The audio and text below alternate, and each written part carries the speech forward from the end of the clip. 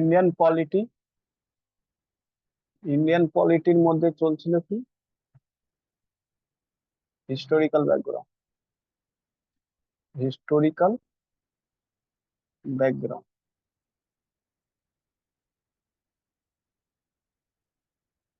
আর তার মধ্যে চলছিল কি ক্রাউন রুল, ক্রাউন রুল কবে থেকে 1858 থেকে 1947, ঠিক আছে, 1947। ওকে, লাস্ট দিন আমি চার্টার অ্যাক্ট 1861 করে দিয়েছিলাম। আমি বলেছিলাম কি 1857 তে সিপোই মিউটিনি হয়েছিল, মানে রিভোল্ট হয়েছিল, 1857 রিভোল্ট। তারপরে কি হলো, দরকার পড়লো, ওরা দেখতে পায় কি চারদিকে কি ন্যাশনালিজম আইডিয়া যেটা রয়েছে স্প্রেড হচ্ছে, মানে মানুষের মধ্যে মানে ইন্ডিয়ানদের মধ্যে একটা ইউনিটি চলে এসেছে। তখন ওরা ফেস করতে লাগলো অ্যাডমিনিস্ট্রেটিভ ক্রাইসিস, মানে cooperation of Indian leader. Indian leader cooperate করতে চাইতো না তখন ব্রিটিশকে, ঠিক আছে। তখনই আর ইন্ডিয়ান লিডার এটাও বুঝে গেছে 1857 রিভোল্টে হারের কারণ ছিল কি টাইমিং আর ইউনিটি। টাইমিং আর ইউনিটি দুটো কারণ ছিল। তখন ওরা এবার বুঝতে পারছে কি টাইমিং আর ইউনিটি যদি এক থাকে আর একসাথে যদি অ্যাটাক করা যায় অল ওভার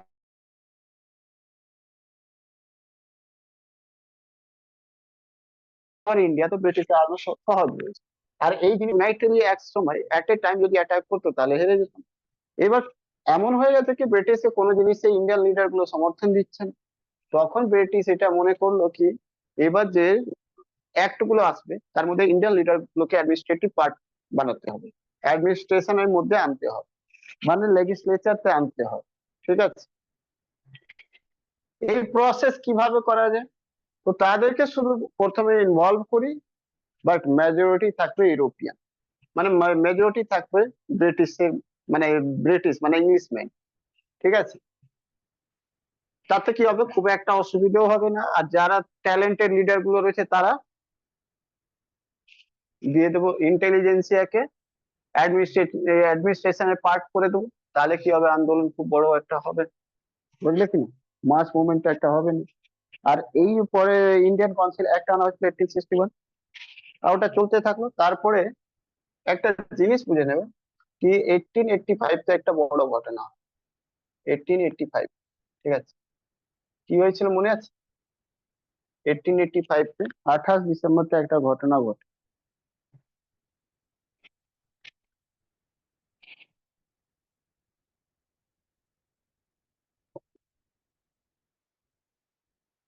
মানে 28 ডিসেম্বর ফরমেশন কি হয় of INC, Indian national Congress, ঠিক আছে, clear.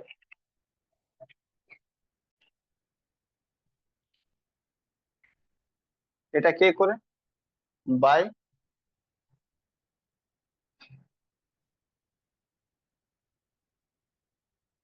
By A O Hume, ঠিক আছে। এ ও হিউম মানে অ্যালেন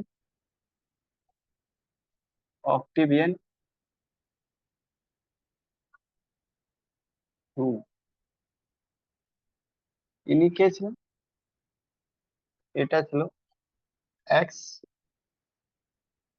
আইসিএস অফিসার, ঠিক আছে।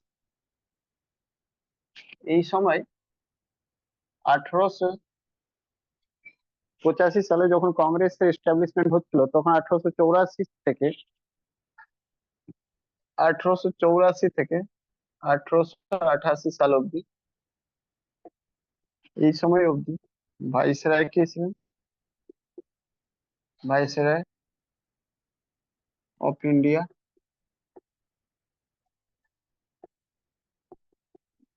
Lord Dufferin, lord ডাফরি।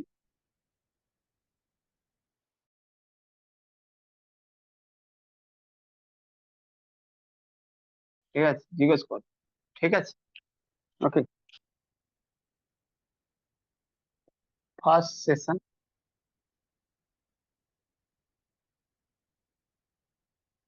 Of Congress. Actually প্রথমে আইএনসি নাম ছিল না। প্রথমে কংগ্রেস ছিল শুধু নাম, ঠিক আছে, ইনিশিয়ালি কংগ্রেস ছিল, পরে আইএনসি নাম দেওয়া হয়েছে। কংগ্রেস কবে হয়? এটা বললাম, ফার্স্ট সেশন 28 তারিখে হয়। ঠিক আছে, কোথায়?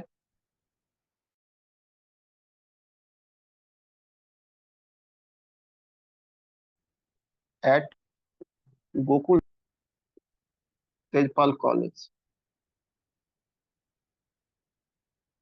বোম্বে।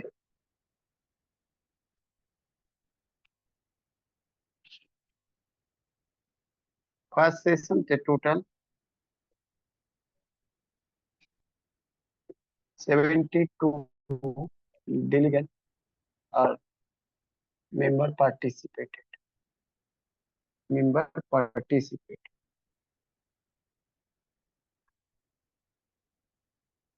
Okay, president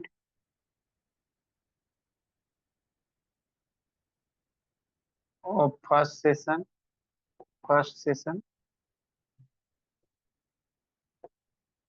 WC বানাই।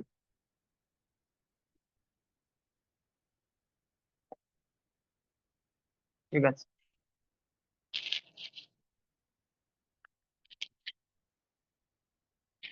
এটা কংগ্রেসই শুধু লিখতে। ঠিক আছে, Congress. Okay, Congress.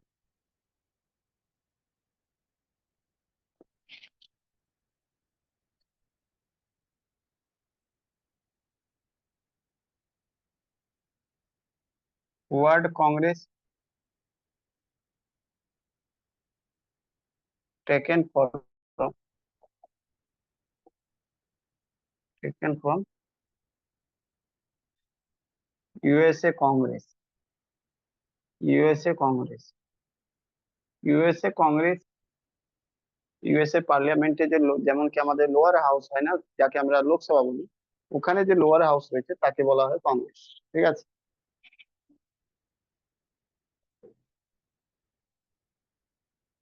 Congress renamed as INC, Indian National Congress, in 1892 under the under the presidency of দাদা ভাই নরোজি। আর না হলে প্রেসিডেন্সিপ লেখা দরকার নেই, ভাই দাদা ভাই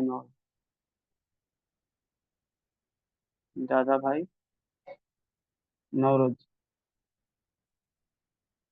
দাদা ভাই নওরোজির পাশে লিখে দাও ব্র্যাকেটে, grand old man of India, man of India. Dadabhai নওরোজিকে grand old man of India বলা হয়। ঠিক আছে,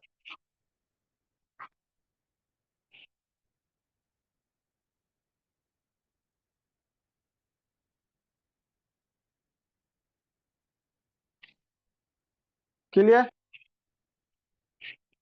তুমি বলবে কংগ্রেস কেন পড়ালো, কারণ মাথায় রাখবে, তোমাদেরকে বলছি 1885 থেকে 1905 সালে ডমিনেন্ট ফিগার যেটা ছিল সেটা নরম দল। ঠিক আছে,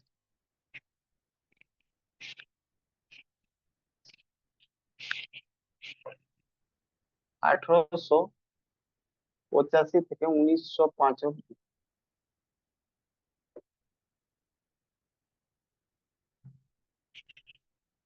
कांग्रेस आईएनसी और INC dominated by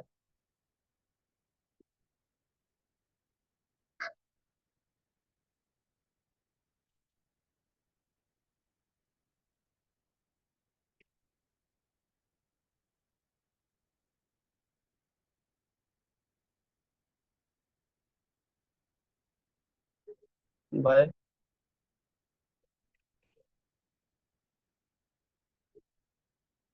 a liberal leader,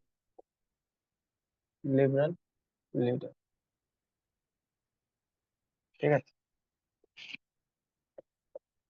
they demand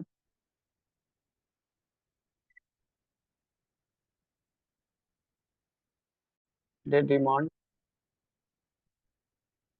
before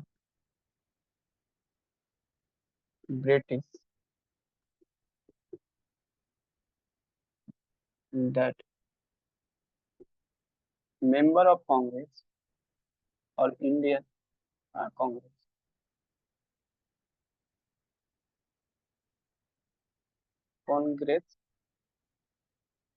should be added in British India administration. British India administration.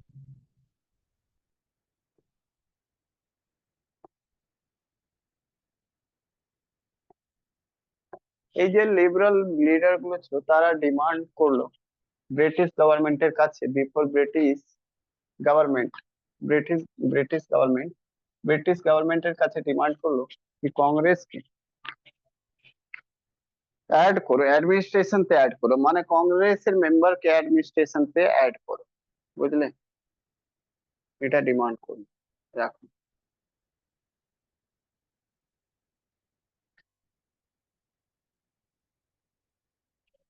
চলো।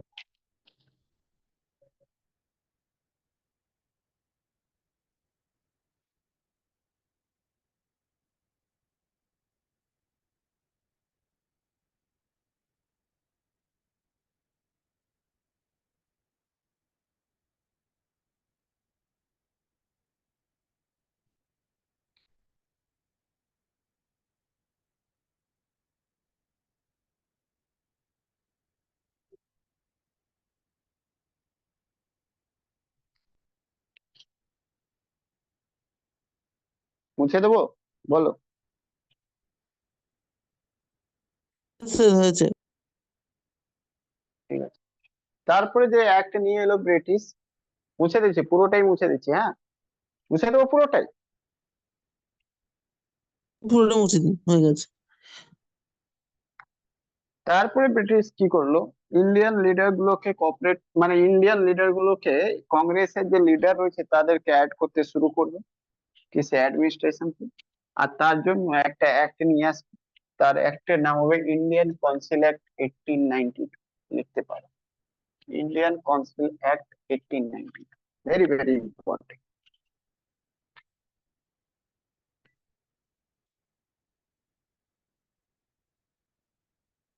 Indian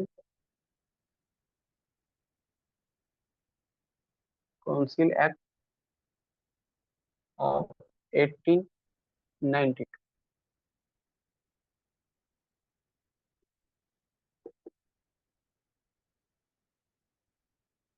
Indian council act of 1892। এটাতে যেটা রয়েছে, ফার্স্ট টাইম কি হলো, প্রথম কাজ কি করলো, increase the member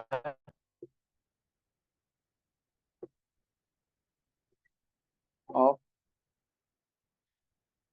legislative council, legislative council, the central legislative council, increase the member of central and provincial legislative council। দু জায়গায় কি করলো,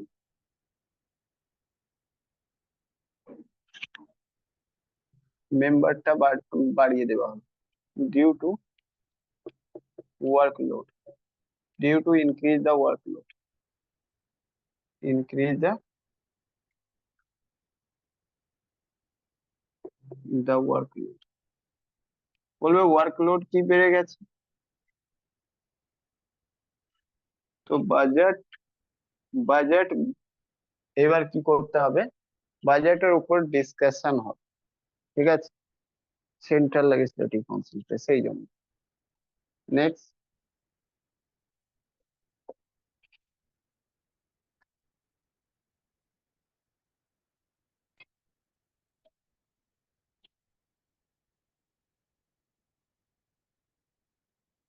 নন official, non official, non official member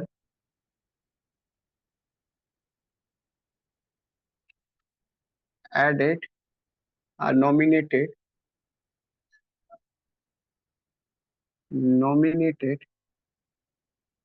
in Central Legislative Council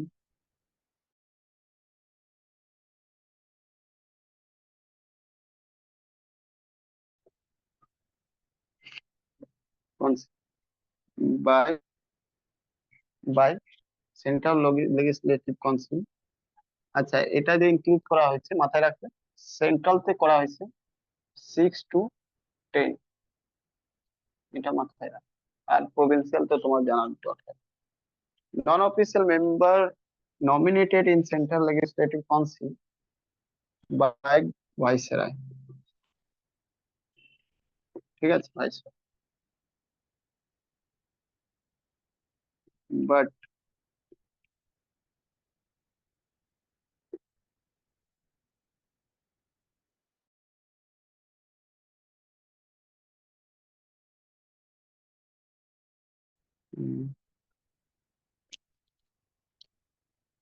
এখানে লিখে দাও, চলো লিখে দাও, এখানে ব্র্যাকেটে লিখে দাও, but maintain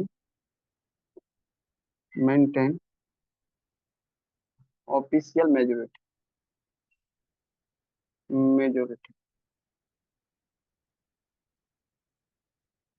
মানেটা কি বুঝলি বল, মানে এক্সট্রা মেম্বার তো অ্যাড করা হবে কিন্তু official majority K maintain.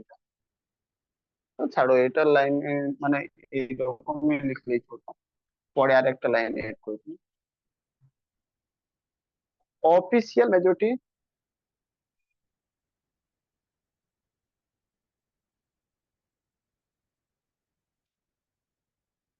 and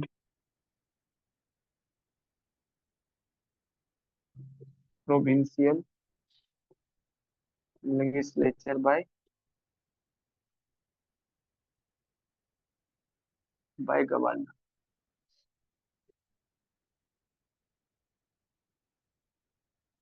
but maintain official majority। সব লাইনে একই মধ্যে লিখুন।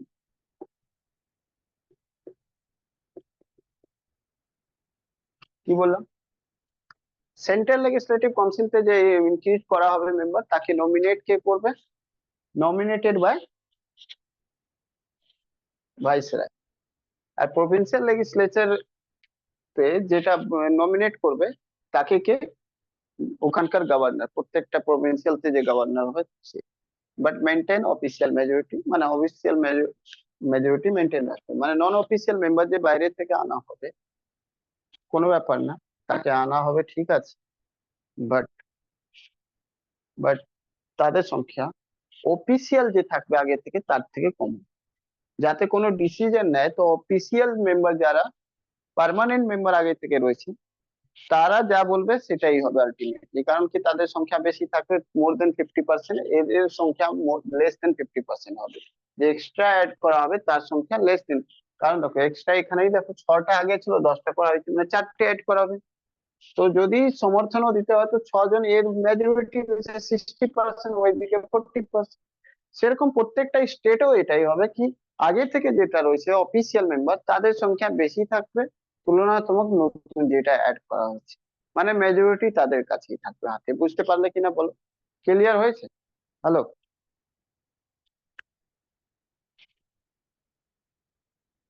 এখানে লিখে রাখো,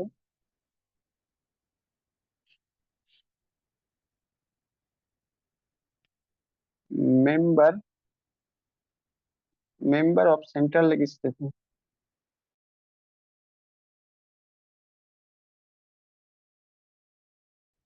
non-official member of non-official member of Central Legislative Council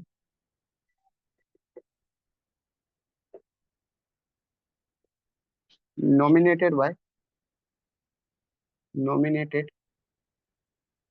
by Viceroy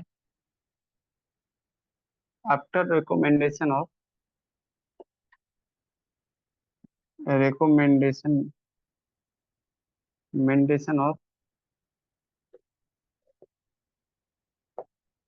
provincial after recommendation of provincial legislative council. Provincial legislative council and Bengal Chambers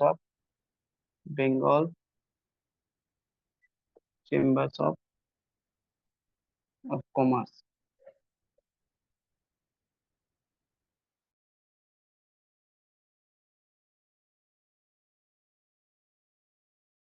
আচ্ছা এখানে বেঙ্গল লেখা রয়েছে, দ্যাট মিনস এটা নয় কি বেঙ্গল চেম্বার্স অফ কমার্স, এটা Bengal chambers chambers of commerce বলে একটা ফেডারেশন হতো, ঠিক আছে। এই ফেডারেশন কাজ কি ছিল? চেম্বার অফ কমার্সের এটা ফেডারেশন কাজ কি ছিল?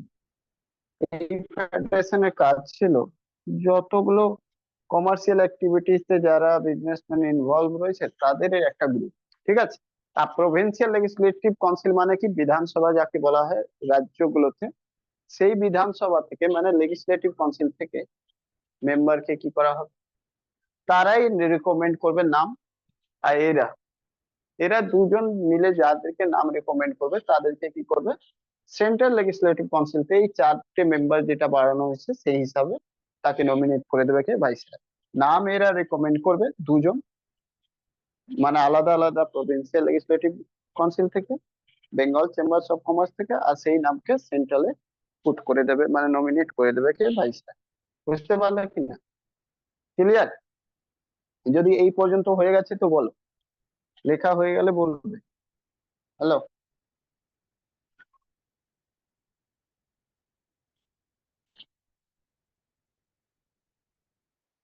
স্যার এমনি আপনি এগুলো নোটস দেবেন তো?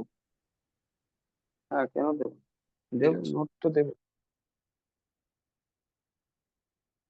কিন্তু নোটটা এখানে লেখার মধ্যে কোনো তফা খুব একটা থাকবে না, এটাই বলে। মানে তফা মানে নোট এটাই হবে কি স্ট্যান্ডার্ড পুরো একদম বইয়ের ভাষা মতন একটা লেখা থাকে মোটামুটি। এখানে যেটা রয়েছে সেটা একদম মুখের ভাষা যেমন বোঝাচ্ছি সেরকম লিখে দিই, ওখানে একটু গ্রামেটিক্যাল জিনিসগুলো অ্যাড করা থাকবে আর কি। সেই জন্য এখানে এটা বুঝতে অসুবিধা হয়, তুমি রাখতে পারো, পড়তে পারো, এটা ঠিক আছে। মানে সুবিধের জন্য এটা, আর কিছু না। কারণ নোট সবসময় একটু পড়তে কেমন লাগে, অড লাগে, কিন্তু এগুলোর কারণ দেখো এখানে ইরারও নেই, কিন্তু ফ্যাক্ট বুঝতে পারছি, জিনিস কি রয়েছে সেটা বুঝতে পারছি, এখানে ইরারও নেই। কারণ ইরার মানে তুমি গ্রামেটিক্যাল ইরার এখানে শোধাতে যাবো তাহলে বোঝাতেই পারবো না, সেই জন্য এখানে আমি জাস্ট বোঝানোর জন্য করে যাচ্ছি, বুঝলে কি? চলো next.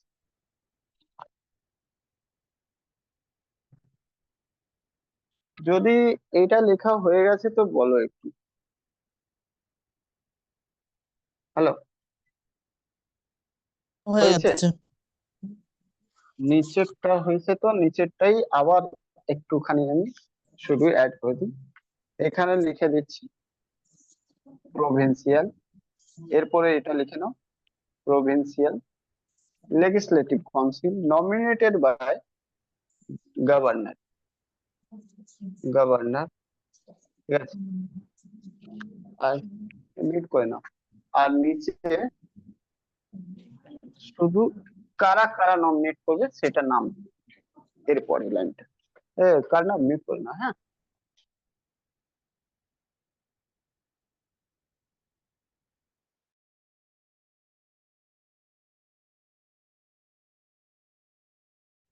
District board, district district board,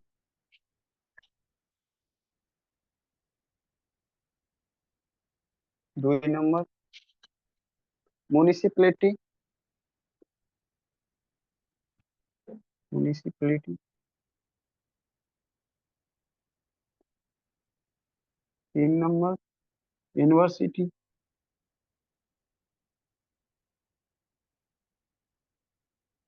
ঠিক আছে, ইউনিভার্সিটি গুলো। 4 নম্বর জমিদার,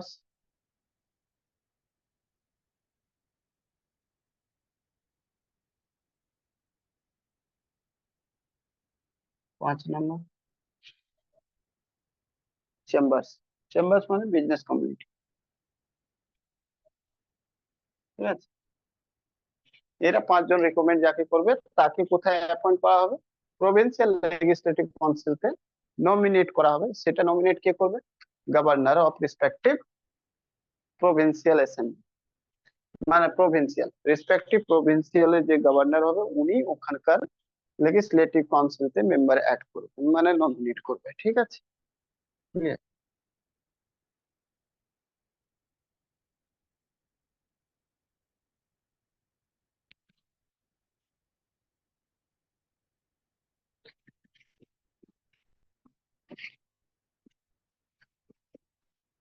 এখানে লিখে রাখো তাহলে first time use election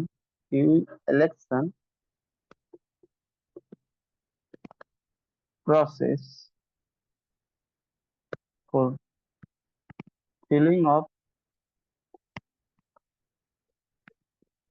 some non-official member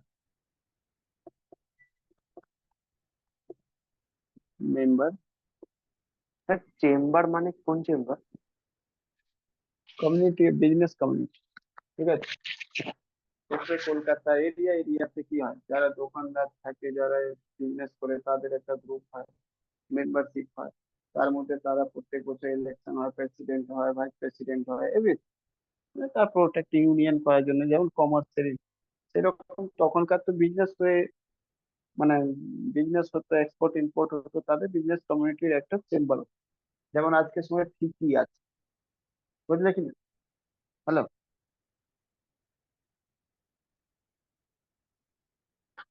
first time use election process for filling of some non-official member in central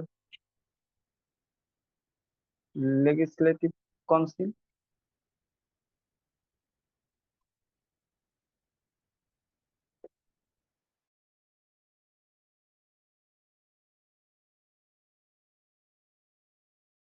and provincial legislative council।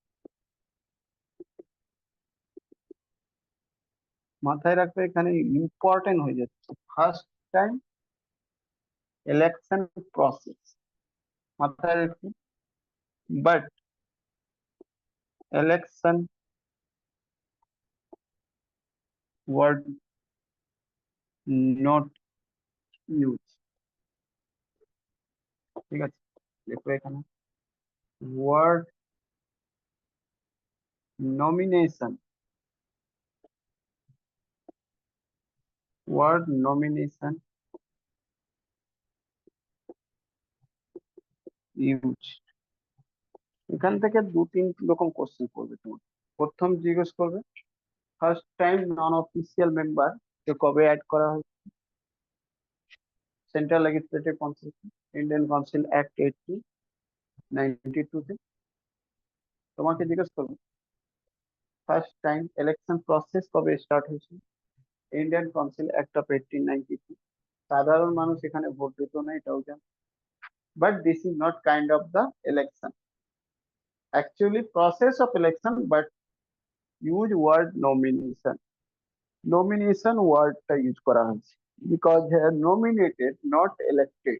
Members are nominated by 3 or 4 organizations, like the Central Legislative Council. Who nominated 2 institutions? One is the Provincial Legislative Council nominated the member, another is the Bengal Chambers of Commerce nominated the member in the Central Legislative Council. Okay, now second, provincial legislative কাউন্সিলকে যে nominate করবে সে, তারা 5 জন institution রয়েছে, district board, municipality, university and zamindar chambers, বুঝলে কি? এরা 5 জন রয়েছে। দে আর nominated the some member in the মানে provincial legislative council. So nominated, not elected by the population or not elected by the common people. ঠিক আছে, সাধারণ মানুষ বা অ্যাডাল্ট ফ্র্যাঞ্চাইজ এরা কেউ নমিনেট করছে না, মানে ভোট করছে না, actually nominated by the some institution, some organisation, some special kind of the community, that is the zamindar, বুঝলে কি না? ইয়েস, তো নমিনেশন ওয়ার্ডটা এখানে ইউজ হচ্ছে, ইলেকশন ওয়ার্ড ইউজ হয়, ঠিক আছে? ওকে,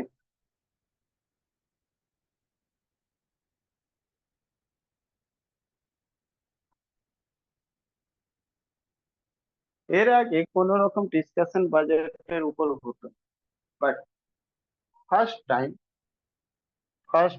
এটা মুছবো কি? সব হয়ে গেছে? Hello,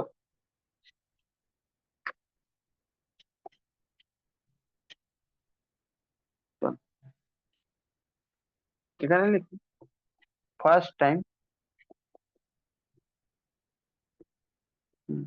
gave the power to central legislative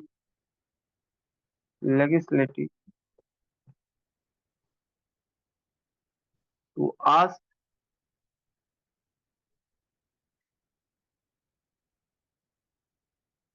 questions on budget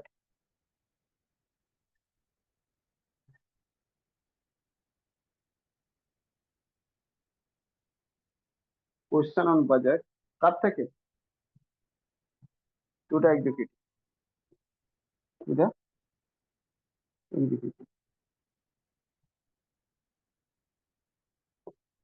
executive মানে মন্ত্রীর কাছে তুমি কোয়েশ্চেন আস্ক করতে পারো, but not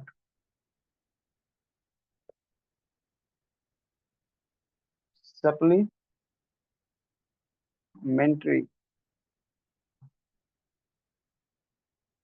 questions, not allowed,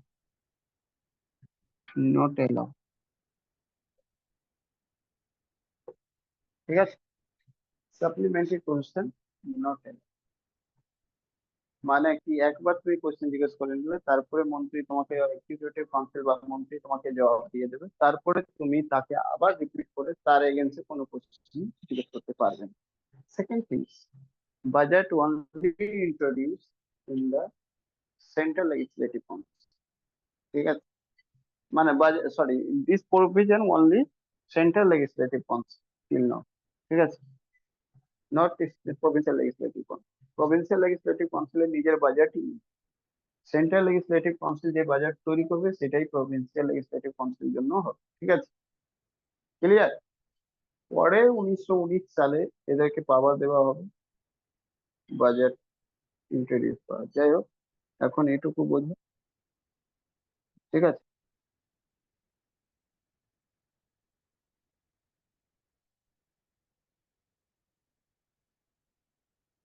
clear? তারপরে তো তুমি জানো 1899 থেকে 1905 অব্দি Lord Curzon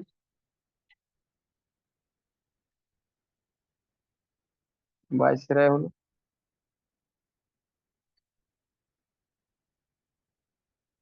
viceroy of India. আইনার সময় দুটো কাজ হয়েছে। 16 ডিসেম্বর 1905 সালে কি হয়েছিল? ডিসেম্বর না সেপ্টেম্বর একবার দেখে নিও, যাই হোক একবার মনে করে নিও, সেপ্টেম্বর মনে হবে হয়তো।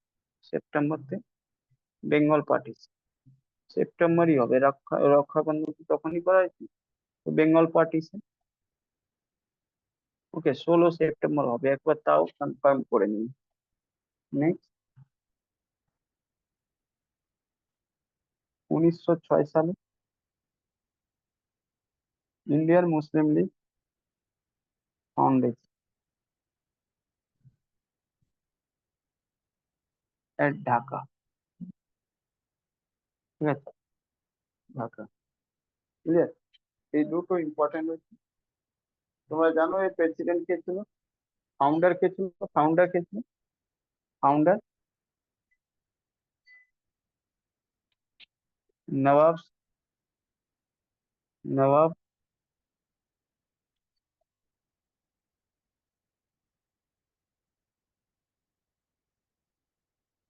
সলিমুল্লাহ।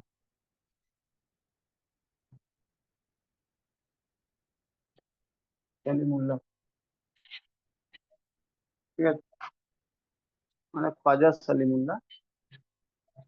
ওকে,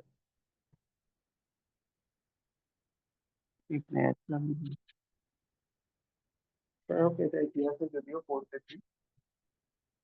কার্জন যে চেয়ারে বসে, কার্জন যে চেয়ারে বসে ইন্ডিয়া বেঙ্গল পার্টিশন করেছিল, সেই চেয়ার উপর বসে জগদীপ ধনকর, এর আগে যে গভর্নর ছিল, উনি বসে ছবি তুলে পোস্ট করেছিল এক্স হ্যান্ডেলে। তারপরে টুইটারতেও পোস্ট করেছিল। ওটা নিয়ে ওয়েস্ট বেঙ্গলের গভর্নমেন্ট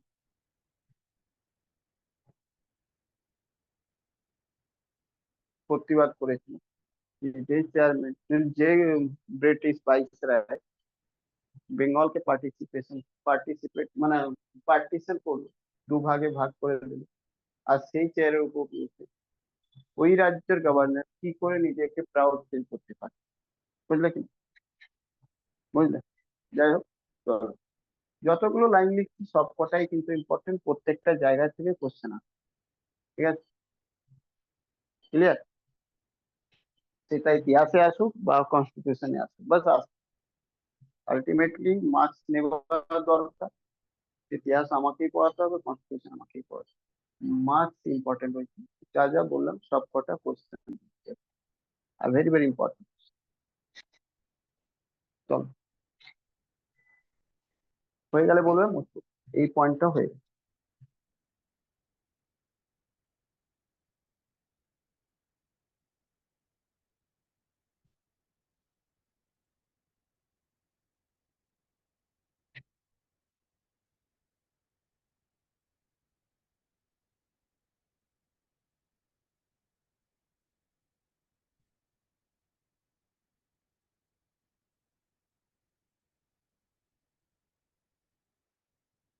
হ্যালো, বুঝবো কি?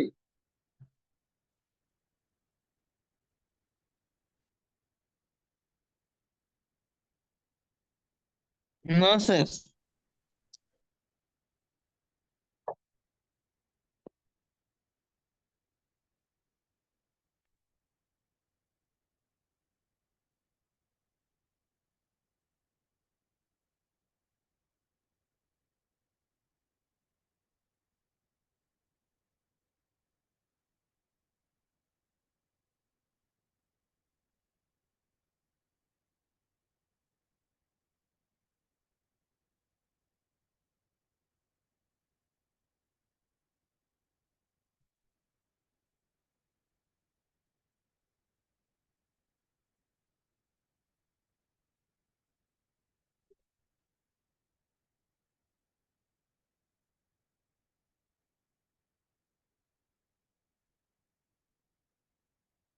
হয়ে গেলে বলবে।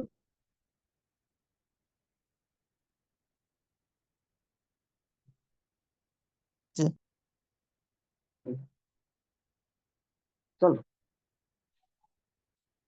নেক্সট ইম্পর্টেন্ট এক, আর যা যা এখানে হলো না সেটা ওখানে হবে।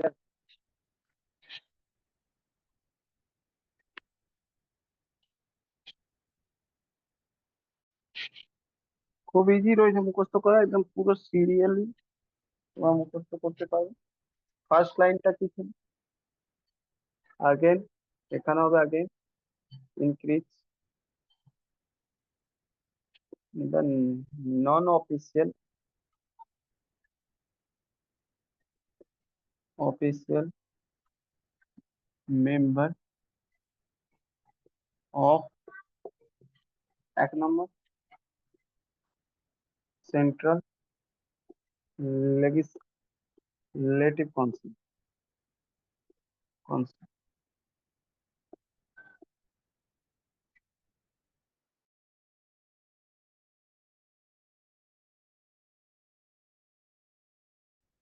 এটা সরি, এটা চেঞ্জ করলাম।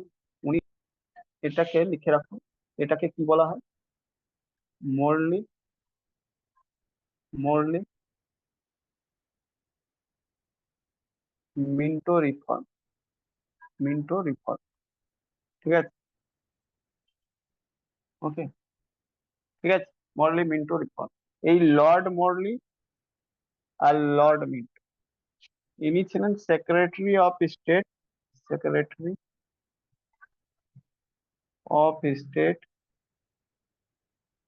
For India. ঠিক আছে, আর ইনি ছিলেন ভাইসরয়। লর্ড মিন্টো ছিলেন ভাইসরয়। ঠিক আছে, অফ ইন্ডিয়া। দুটো লাইন মনে রাখো। ঠিক আছে, লর্ড মোরলি যেটা ছিল secretary of state for India, Lord Minto যেটা ছিল ভাইসরয় অফ ইন্ডিয়া। সেই জন্য এটাকে বলা হয় মরলি মিন্টো রিফর্ম। ঠিক আছে, ইন্ডিয়ান কনসুলেট।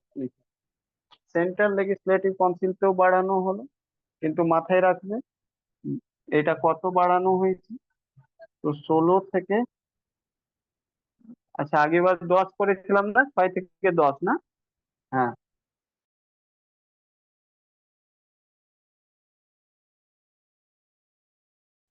তো 10 থেকে 16 করা হয়েছে। এটা এখানে অফিসিয়াল মেজরিটি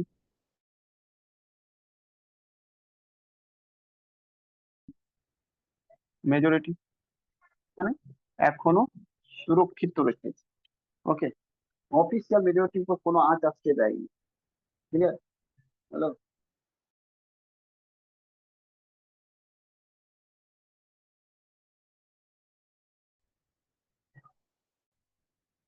রয়েছে যা বাড়ানো হয়েছে সেটা সংখ্যা কম, মানে 16টার মধ্যে 8টা থেকে বেশি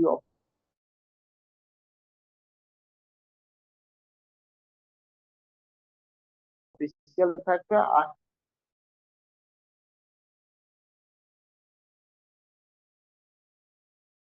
থেকে কম নন অফিসিয়াল মেম্বার। কাউন্সিলও বাড়ানো হয়েছে, বাট এখানে অফিসিয়াল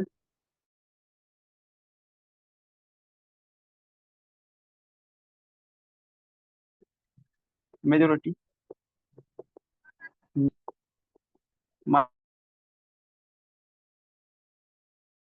মানে অফিসিয়াল মেজরিটি দরকার নেই কি কারা অসুবিধা নেই, বুঝলে কিনা? 5 number, Indian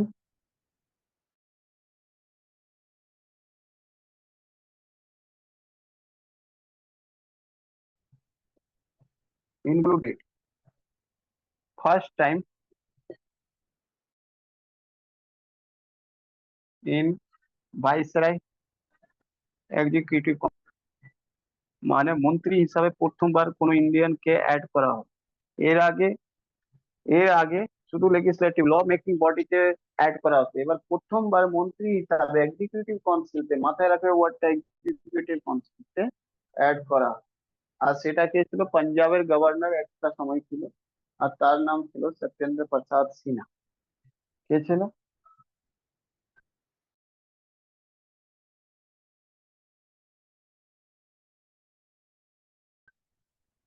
Satyendra Prasad Sinha. S P Sinha লেখা থাকবে পরীক্ষাতে।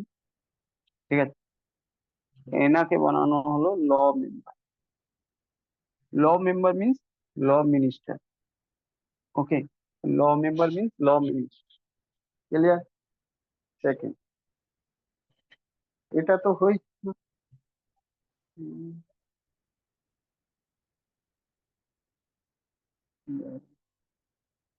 1909। ও 16 তো আগেই ছিল, সরি। এটা 16 থেকে 60 হবে, একটুখানি এটা চেঞ্জ করি। 16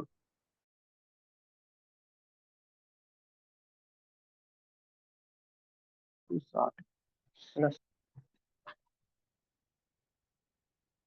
কারণ 10 ছিল 58, এইটা এইভাবে মনে রাখবে।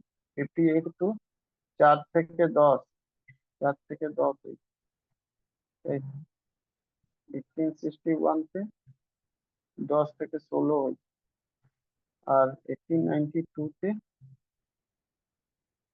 না 90 সরি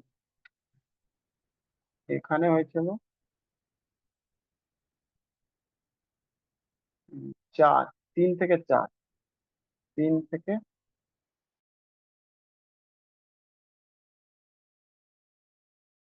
4, এখানে হচ্ছে 4, 4 থেকে 6, 6 থেকে না এখানে ছিল 6 মানে ও 6 তো আগেই হয়ে গেছে, এটা 6 ছিল, 6 ছিল এখানে, 6 থেকে 10 করা হলো, 6 থেকে 10 করা হলো এখানে, এখানে 16 করা হলো, আর এখানে 1909 তে 1909 তে ইয়ে করা হয়েছে 16 থেকে 7, ঠিক আছে, এটা করা হয়েছে।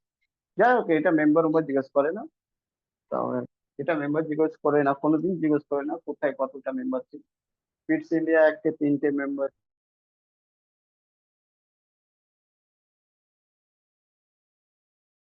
তারপরে 6টা করা হয়েছে, তারপরে অনেক ইম্পর্টেন্ট, ঠিক আছে। মেন কথা রয়েছে ভেরি ভেরি ইম্পর্টেন্ট, ভিভিআই, এই নামটা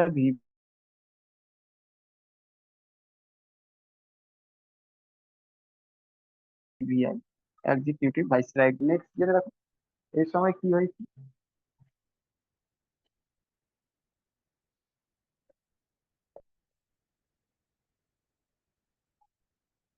supplementary question,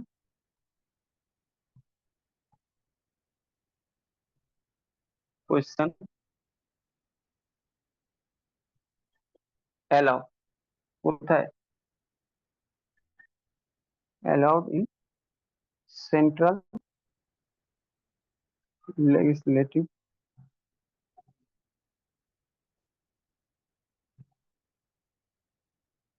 for central legislative member, central legislative member executive থেকে সাপ্লিমেন্টারি কোশ্চেন জিজ্ঞেস করতে পারে। আর একটা কি কাজ হলো,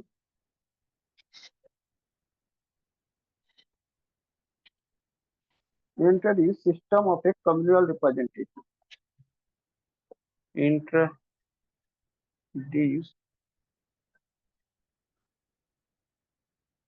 system of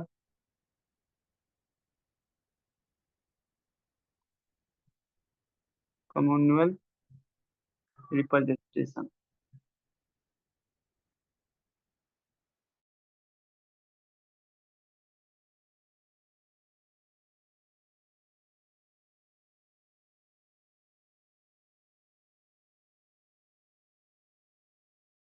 স্যার অফ হয়ে গেছে। হ্যাঁ কি অফ হয়ে গেল, কাজ রেকর্ডিং অফ হয়েছে তো, না হঠাৎ করে অফ হয়ে গেল এটা আমার, এখন এসে গেছে।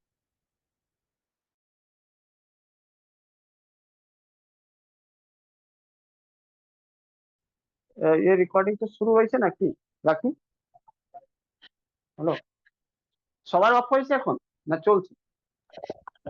রেকর্ডিং অফ হয়নি স্যার, চলছে।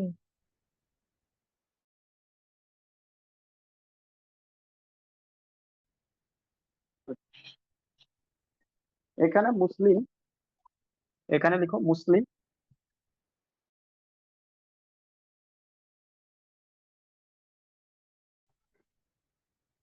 মেম্বার elect only মুসলিম ভোটার, মুসলিম ভোটার, বুঝলে কি, এটাইকে বলা হয় কমিউনাল রিপ্রেজেন্টেটিভ। ওকে, তারপরে এখানে লিখি father of communal representation Lord Minto, ঠিক আছে,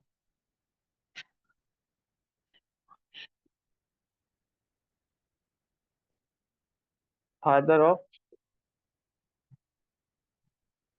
communal electro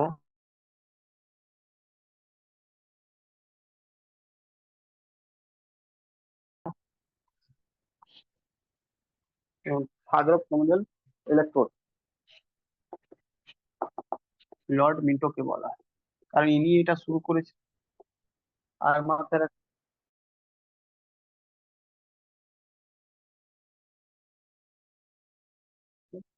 separate representation allow for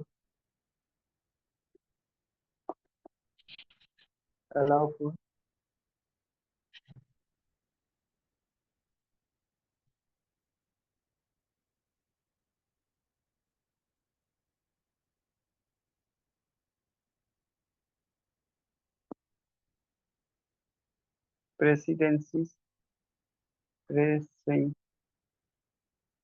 presidencies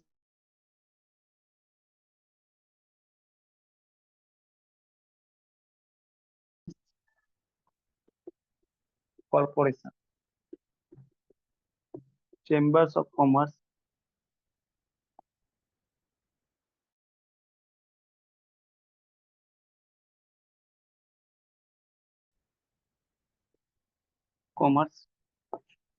university,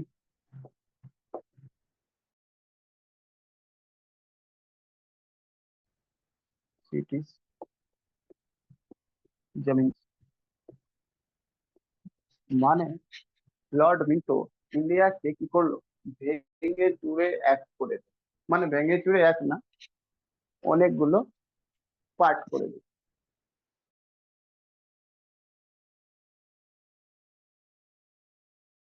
মানে না এরা ইউনাইটেড থাকলে এদের তোমাদের মধ্যে ন্যাশনালিজম তো ভরে আছে ভাই, কদিনের পর আমাদেরকে তুলে এখান থেকে ফেলে দেবে, আমরা তো আর টিকতে পারবো না। দাঁড়াও তোমাদেরকে এখানে আর ন্যাশনালিজম দেখে দিচ্ছি কোথায় রয়েছে। 1 মিনিটে তোমাদের ন্যাশনালিজম ফিনিশ। ঠিক আছে, কি শোনো, ন্যাশনালিজম কিভাবে রয়েছে ফিনিশ হবে সেটা বলো। দেখো, ফার্স্ট যারা মুসলিম রয়েছে তারা মুসলিমকেই কি করবে, মুসলিম রয়েছে তারা মুসলিমকেই শুধু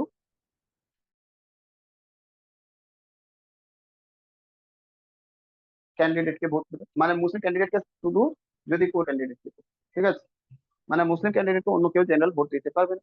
ফ্যাকশন ইন্ডিয়ানের মুসলিম কমিউনাল রিপ্রেজেন্টেশন হয়ে গেল।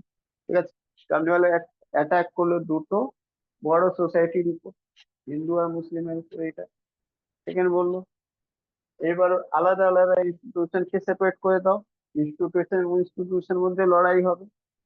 এ চাইবে আমার কাছে বেশি মেম্বার হোক, এ চাইবে আমার কাছে বেশি মেম্বার হোক, এ চাইবে আমার কাছে, এ চাইবে আমার কাছে, এদের মধ্যেই লড়াই হোক। আলটিমেটলি এরা নিজের মধ্যে লড়াই করুক, বাট আমরা একদম বিন্দা। ঠিক আছে, ঠিক তেমনই হয়েছে। যেমন কি কদিন আগে না, কাল কাল না পরশু সুপ্রিম কোর্টে একটা জাজমেন্ট এসেছে। ঠিক আছে, এসসি এসটি নিয়ে এই জাজমেন্টটা 6:1 দিয়ে পাস করা। ঠিক আছে, অপোজিশন শুধু বেলা বলে একটা জাস্টিস নাম রয়েছে, বেলা, উনি এটা অপোজিশন, মানে এটার এগেনস্টে জাজমেন্ট দিয়েছে। বাদ বাকি 6টা জাজ মানে ওই জাজমেন্টের পক্ষে জাজমেন্ট দিয়েছে। কি জাজমেন্ট হয়েছে কেউ জানো এসসি এসটির জন্য?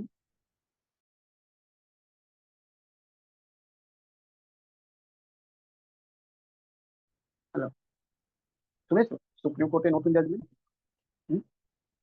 হ্যালো, শুনেছো কি?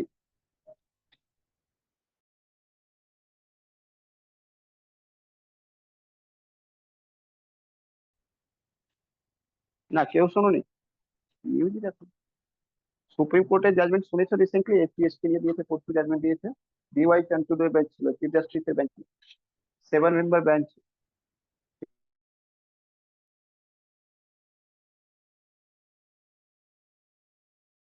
ঠিক আছে, 2004 সালে একটা কেস হয়েছে পাঞ্জাব। ঠিক আছে, তখন পাঞ্জাব গভর্নমেন্ট বলেছিল কেন না এসসি এসটির মধ্যে সাব ক্যাটাগরাইজ করে দাও।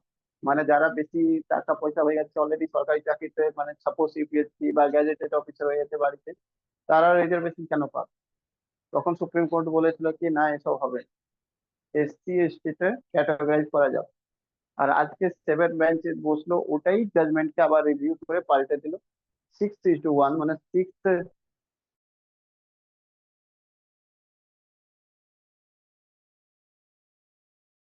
জন জাজ যেটা ছিল তারা বললো কি এসসি এসটির মধ্যেও ক্যাটাগরি যারা ক্রিমি লেয়ার পৌঁছে গেছে তারা রিজার্ভেশন পাবে না, মানে ক্রিমি লেয়ার মানে ক্রিম খাচ্ছে বসে বসে, মানে কি হাই লেভেলে উঠে গেছে, হাই স্ট্যান্ডার্ড ইকোনমিক স্টেবিলিটি হয়ে গেছে, মানে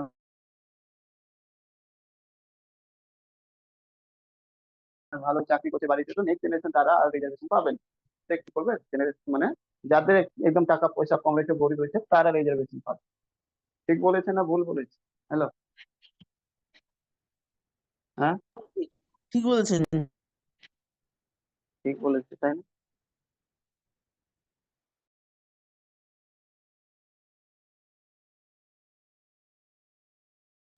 আর শুভদীপ এটা ঠিক বলেছে।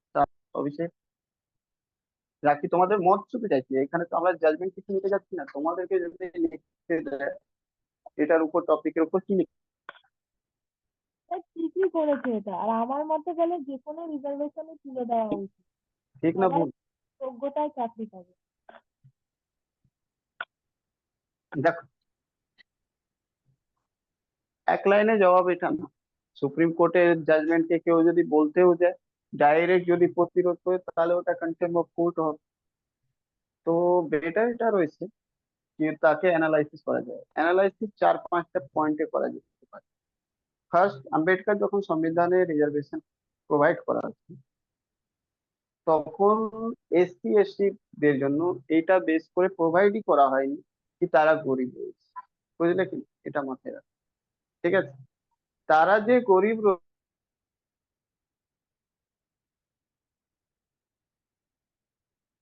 রয়েছে, ইকোনমিক্যাল বা এডুকেশনালি ব্যাকওয়ার্ড, মানে ইকোনমিক্যালি ব্যাকওয়ার্ডনেস জন্য তাকে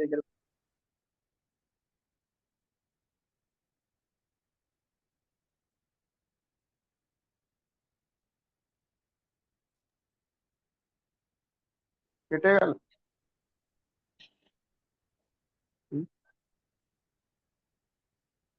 এসসি এসটি রিজার্ভেশন আলাদা রয়েছে, এটা সবাই এটা মাথায় ভালো করে এটা বুঝে নাও। কনস্টিটিউশনটা একদম ক্লিয়ারলি লেখা রয়েছে কি এসসি এসটি যেটা রয়েছে তারা সোশ্যালি ব্যাকওয়ার্ডনেস এর কারণে দেওয়া হয়েছে, দ্যাট মিনস তার টাচেবিলিটি আনটাচেবিলিটি যেটা রয়েছে 17 নম্বর আর্টিকেলের জন্য, ঠিক আছে? যেখানে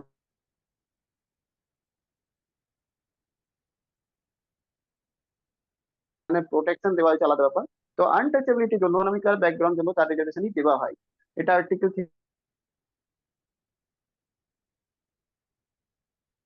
341 এটাই বলে, ঠিক আছে? সুপ্রিম কোর্ট পার্সেন্ট ঠিক রয়েছে, তারও গ্যারেন্টি নেই। কারণ কি, এবারে জাস্টিবল কিনা সেটা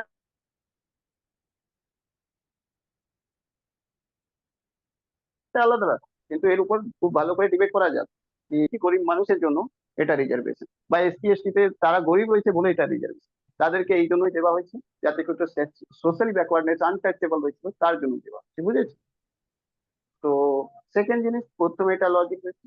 সেকেন্ড জিনিস এটা লজিক হয়েছে, এসসি এসটি দের এমন কিছু দেওয়া হয় তার যতটা পপুলেশন রয়েছে তার অনুযায়ী দেওয়া হয়েছে, খুব একটা বেশি দেওয়া হয়নি। 15% রিজার্ভেশন দেওয়া হয়েছে, আর এসসি দের 8% জনসংখ্যা রয়েছে, তো তার 7% রিজার্ভেশন দেওয়া হচ্ছে, ঠিক আছে?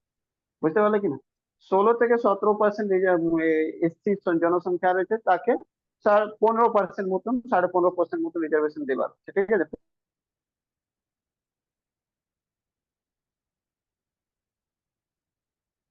15%। আর এসসি দের 7-7.5% রিজার্ভেশন, তাই জন্য এক হিসাবে দেখো, জাস্টিফাইড হিসাবে দেখো, তার সাথে কোনো রকম রিজার্ভেশন এটা বোঝায় না যে ইউআর ক্যাটাগরি কোনো জায়গায় মারছে ওরা, ঠিক আছে? ওরা নিজেরই যা ওর জাস্টিফাইড হয় সেটাই রিজার্ভেশন দেওয়া হচ্ছে তাদের। হ্যাঁ, আলাদা ব্যাপার, তাদের কাট অফ কম যাচ্ছে না বেশি যাচ্ছে ইউআর সাথে তাকে কম্পেয়ার করাই উচিত, প্রথম কথা। কেন করা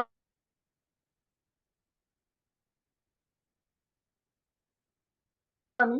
কারণ তারা তাদেরকে অতটাই দেওয়া হয়েছে, কনস্টিটিউশন যেটা জনসংখ্যা রয়েছে 15%-এর জন্য 15 থেকে 16% রয়েছে, তাকে 15 থেকে 16% তাকে সিট দেওয়া হয়েছে। আগে কি ছিল, আগে ছিল 85% সিটের উপর মাত্র 15% জনসংখ্যা বসেছিল, তাই জন্য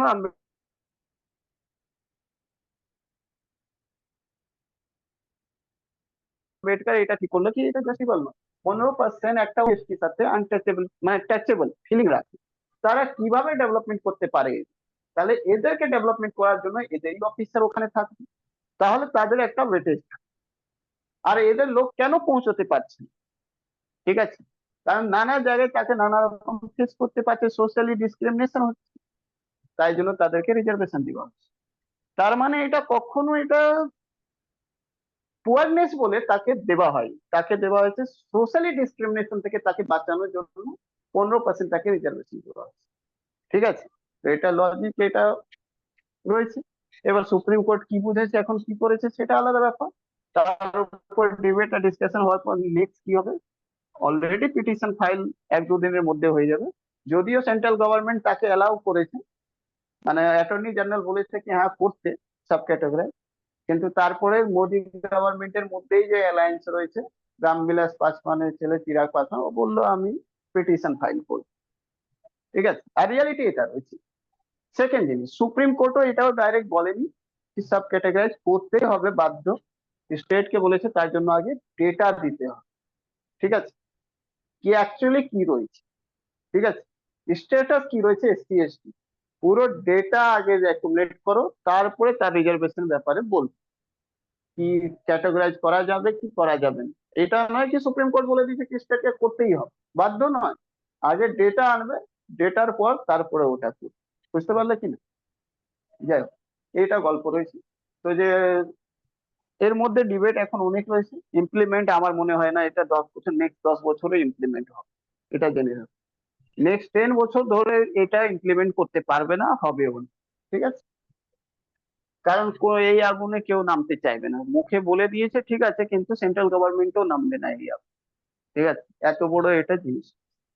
ঠিক আছে, সেটা আলাদা ব্যাপার, যেটা ছিল বেসিক সেটা বলেছিলাম কি এসসি এসটি এটা ইকোনমিক বেস করে দেওয়া হয় না। হ্যাঁ, যদি বলো ওবিসি, তাহলে ওবিসি তে ক্রিমিলেয়ার নন ক্রিমিলেয়ার এই জন্য করা হয়েছে কি তাকে টাচেবিলিটি আনটাচেবিলিটি বেস করে এইসব নিয়ে ছুয়াছুত নিয়ে ওকে দেওয়া হয়নি রিজার্ভেশন, তাকে দেওয়া হয়েছে কি এডুকেশনালি অ্যান্ড সোশ্যালি ব্যাকওয়ার্ডনেস রয়েছে তার জন্য, মানে ওদেরকে ইকোনমিক্যালি ব্যাকওয়ার্ডনেস রয়েছে সেই জন্য দেওয়া হয়েছে, তাই জন্য ক্রিমিলেয়ার ওখানে রাখা হয়েছে।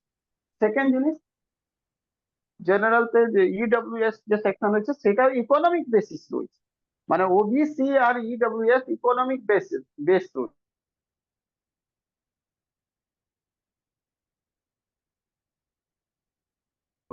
ওটা কাস্ট বেস না, কিন্তু এসসি এসটি এখন কোশ্চেন আসছে কি কাস্ট রিজার্ভেশন থেকে কি করে সাব ক্যাটাগরাইজ হবে, বুঝলে কিনা? বুঝলে, আর এই কোশ্চেনই তুলে দিয়েছে তোমার এখান থেকে ইউপি থেকে নাগিনা লোকসভা কনস্টিটিউয়েন্সি থেকে একটা পার্লামেন্টারি মেম্বার জিতে এসেছে, উনি বলেছে সব থেকে আগে এটা তো শুরু হবে সুপ্রিম কোর্ট থেকে, কারণ সুপ্রিম কোর্টে এসসি এসটি রিজার্ভেশন নেই। ঠিক আছে, তো যাই হোক ওটা কথা তুলেছে, কিন্তু ওটা একটা প্রিমিয়ার ইনস্টিটিউশন, তো ওখানে মেরিট জন্য ওখানে রিজার্ভেশন রাখেনি। তো এখন ডিবেট অনেক রয়েছে। ঠিক আছে, ইমপ্লিমেন্ট হচ্ছে না, বাট তোমাদেরকে শুধু এটাই মনে রাখতে হবে এই কতজনের বেঞ্চ ছিল, চিফ জাস্টিস বেঞ্চ ছিল, এসসি এসটির মধ্যে ক্যাটাগরাইজেশনের কথা বলেছে, সেটা জাজমেন্ট কি ছিল, রেশিও 6:1, এর থেকে বেশি জানতে হবে। বুঝলে, চলো, তাহলে এটা হয়ে গেল তোমাদের 1909 সালের গল্প মোটামুটি শেষ।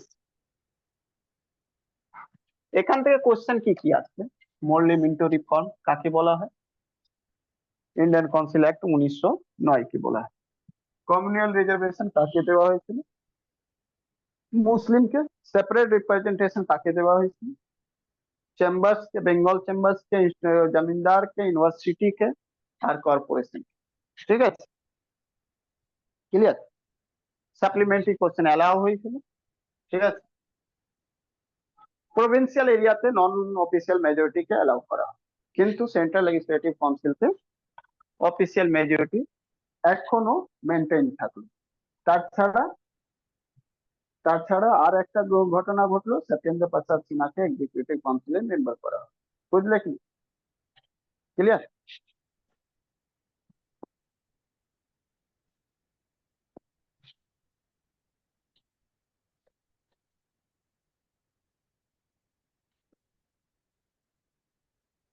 नेक्स्ट क्वेश्चन देखो, government of India act,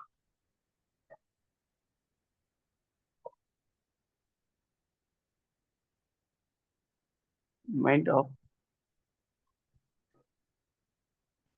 India act 1919 council act 6।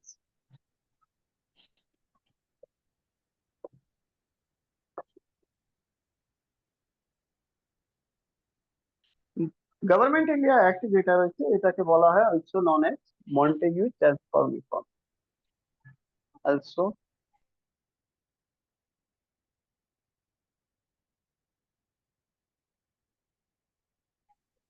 known as Montague Transform Reform।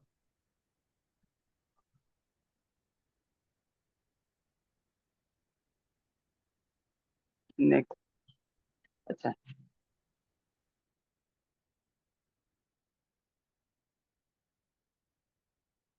এখানে মাথায় রাখুন লর্ড মন্টেগু যেটা ছিল, লর্ড মন্টেগু প্ল্যান, যেমন আমাদের মাননীয় বলে একটা ওয়ার্ড ইউজ করা হয় না, এক্সেলেন্সি বলে একটা ওয়ার্ড ইউজ করা হয় না, সেরকম ওখানে যত বড় অফিসার হতো তাকে লর্ড বলা হতো, ঠিক আছে।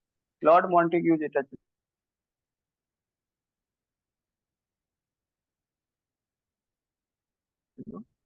সেটা ছিল secretary of state for India, state for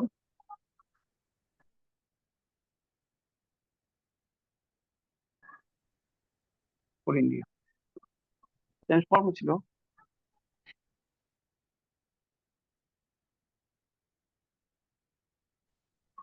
আচ্ছা মহাত্মা গান্ধী একটা জিনিস বলেছিলেন, কোনটা এই জন্য, this is the act which destroy India, ঠিক আছে। উনিশ morally Mintu Mahatma Gandhi said about the Indian Council Act in 1909 that this is the act which destroyed the India, বুঝলে কি, মহাত্মা গান্ধী এটা মনে করতো কি এটাই অ্যাক্ট রয়েছে ইন্ডিয়াকে ডিস্ট্রয় করার জন্য রেসপন্সিবল, কোনটা, ইন্ডিয়ান কাউন্সিল অ্যাক্ট 1909। চলো এটা ছিল ভাইসরয় লর্ড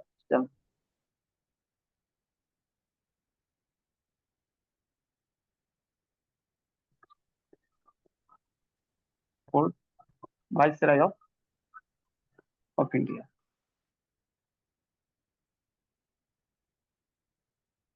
ক্লিয়ার। তো যে ঘটনাগুলো এখানে হবে বা তার থেকে এগোবে, এটা প্রথম বললো ব্রিটিশ গভর্নমেন্ট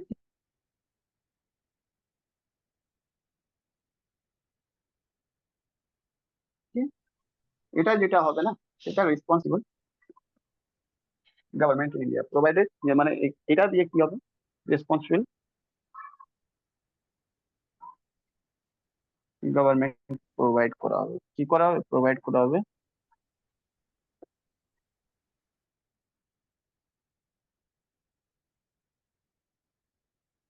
কোথায়, ব্রিটিশ ইন্ডিয়া।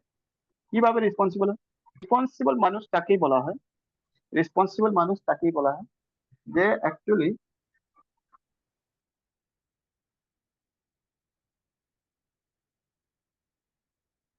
রিপোর্ট দিতে হবে প্রত্যেকটা ঘটনার উপর কি যা বলেছে that after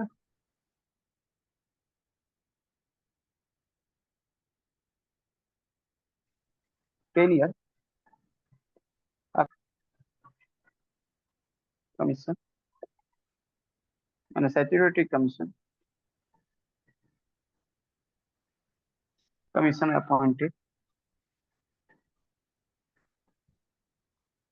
who gave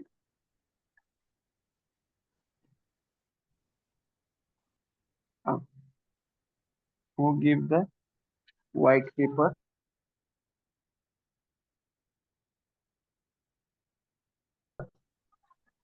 white paper of act of the act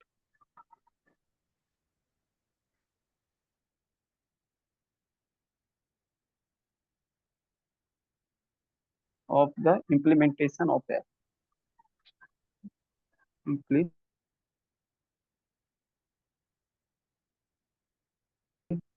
implementation of the act,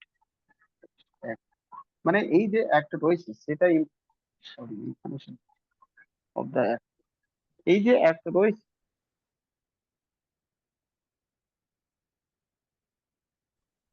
সেই অ্যাক্ট কি হবে, কদিন আগে পার্লামেন্টে অভিষেক ব্যানার্জি শুনলেন ব্রিটিশ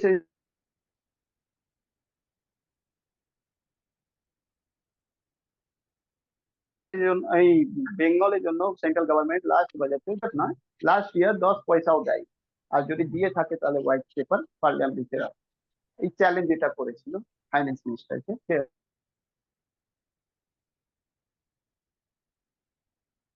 অভিষেক ব্যানার্জি, কি যদি সেন্ট্রাল গভর্নমেন্ট কোনো বেঙ্গলের জন্য তাহলে হোয়াইট পেপার সেটা রাখুন তার জন্য। হোয়াইট পেপার মানে এটা রয়েছে কি পুরো টোটাল লেখাজোখা, অফিসিয়াল লেখাজোখা সব সামনে আনুন, যাতে কি মানুষকে, বুঝলে কি। যাই হোক, অ্যালিগেশন লাগিয়ে লাগিয়ে টাকা তো সত্যিই দেয়নি, তাই জন্য হোয়াইট পেপার আনতে পারেনি, বুঝলে কি না। হোয়াইট পেপার এটা পলিটিক্সে খুব ইম্পর্টেন্ট রয়েছে, কি যদি প্রিভিয়াস গভর্নমেন্ট কোনো রকম কারাপশন বা কিছু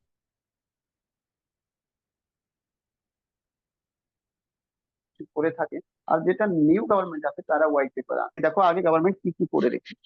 সো নেক্সট 5 ইয়ার যদি আমার থেকে কিছু কম কাজ হবে তার দায়ী আমি নয়, কারণ আগের গভর্নমেন্ট সেটা দেয়, বুঝলে কি। ওটা হোয়াইট পেপার, ক্লিয়ার। তো এটার জন্য একটা হোয়াইট পেপার আসতো। হোয়াইট পেপার মানেটা এটা কি,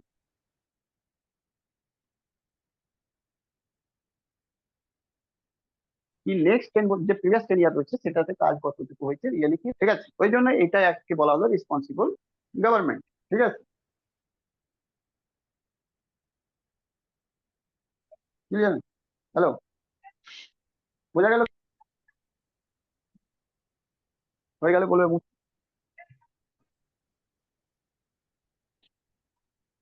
পরে এটা আসবে কমিশন, সেই কমিশনের নাম হবে সাইমন কমিশন, ঠিক আছে। 1927 সালে চলবে। 1928 সালে ইন্ডিয়াতে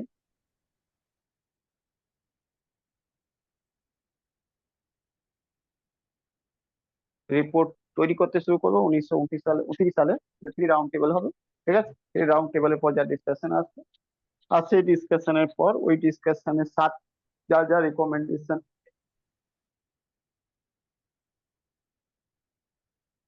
থাকবে, সেই রিকমেন্ডেশন কে নিয়ে একটা আরো একটা আছে, আর সেই একটা নাম গভর্নমেন্ট ইন্ডিয়া অ্যাক্ট 1935, ঠিক আছে। যদিও তার মাঝে গান্ধীজি একটা প্রোটেস্ট করতে শুরু করবে, না খেয়ে মরে যাওয়ার প্ল্যান করবে ইয়ারবাদা জেলতে, পুনেতে।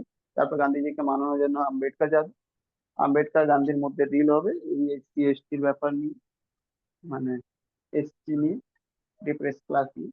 ফাইনালি ওটা এগ্রিমেন্ট হওয়ার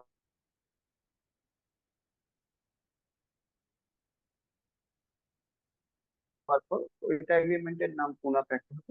আর পুনা প্যাক্টে যে রেপুটেশন দেওয়া হবে ব্রিটিশ গভর্নমেন্টকে, আর British government finally government India act 1935 গান্ধীজির কথা মেনে, মানে ওই জিনিসটাকে অ্যাড করে আবার আমেন্ড করবে, আমেন্ড করে নতুন অ্যাক্ট আমেন্ডেবল আনবে। আর সেটা অ্যাক্ট ফাইনালি খুব ডিটেলস শাসন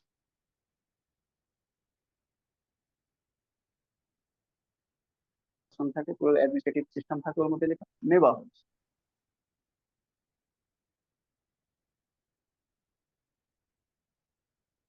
যাই হোক ওইসব গল্প পড়ে যাবো, আর কি জানতে কি সবাই যদি লিখে থাকে।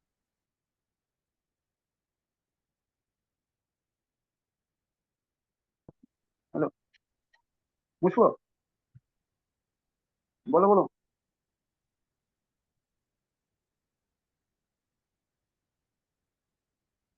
কি হলো,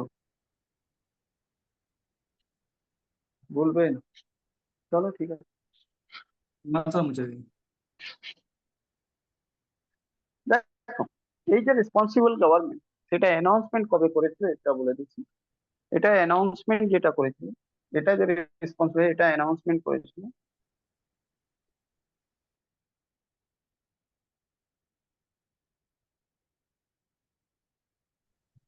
অ্যানাউন্সমেন্ট বাই ব্রিটিশ পিএম 19 মানে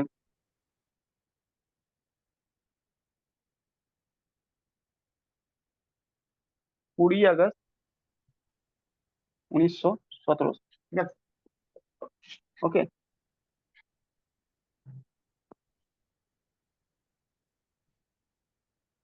গভর্নমেন্ট ইন্ডিয়া অ্যাক্ট তৈরি হলো 1919 সালে, ঠিক আছে।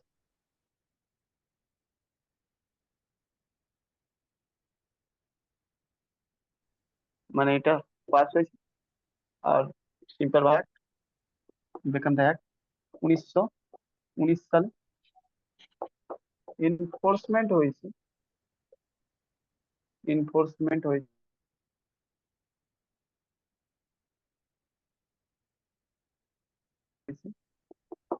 1921 সালে।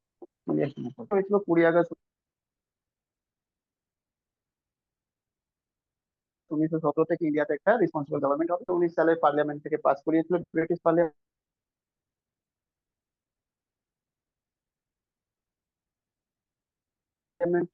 আর ওটা 1921 সালে এনফোর্সমেন্ট করা হয়। ক্লিয়ার? এখানে মাথায় রাখবেন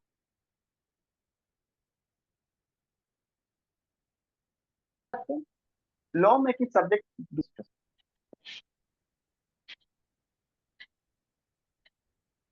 এটাতে ফার্স্ট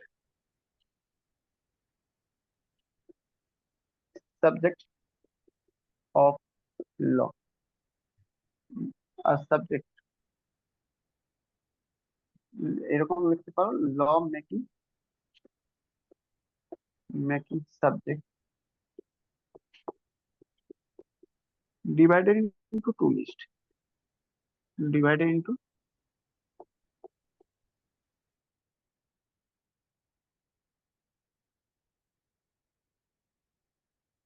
two list। আর বা এটাকে বলা হয় ফেডারাল লিস্ট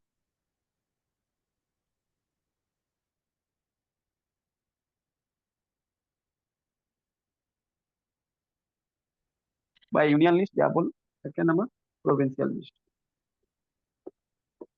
প্রভিন্সিয়াল লিস্টকে আবার দুভাগে করা হয়, ঠিক আছে? প্রভিন্সিয়াল লিস্টকে আবার দুভাগে করা হয়, আর সেটাকে বলা হলো ট্রান্সফার লিস্ট আর রিজার্ভ লিস্ট।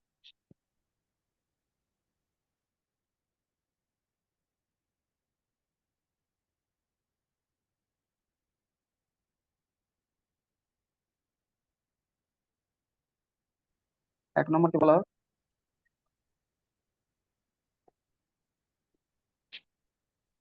এখানে কি হলো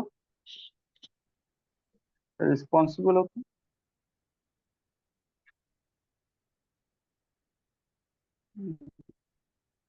governor executive council,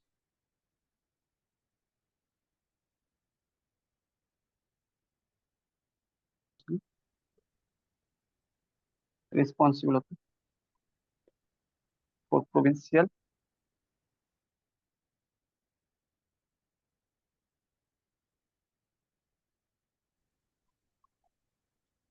legislative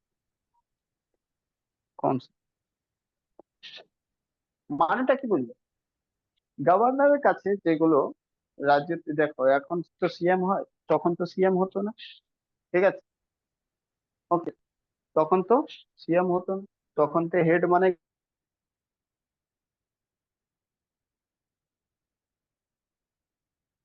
governor রাজ্যগুলো। এবার ওই রাজ্যগুলো যে গভর্নর থাকে কাউন্সিল যাকে বলা হয়, ঠিক আছে? আগে এটা ভালো করে বলছি, ল মেকিং সাবজেক্ট কাকে বলা হয় প্রথম থেকে বলছি। ল মেকিং সাবজেক্ট কোন কোন জিনিসে কারা ল বানাবে, কোনটা জিনিসের উপর সেন্ট্রাল ল বানাবে, কোনটা জিনিসের উপর প্রভিন্সিয়াল মানে স্টেট ল বানাবে। আগে ওই দুটো ভাগ করবে। তো বলবো কিছু কিছু জিনিস যেটা সেন্ট্রাল বানাবে, যেমন সেন্ট্রাল ল হলো কিছু, যেমনটা ফরেন,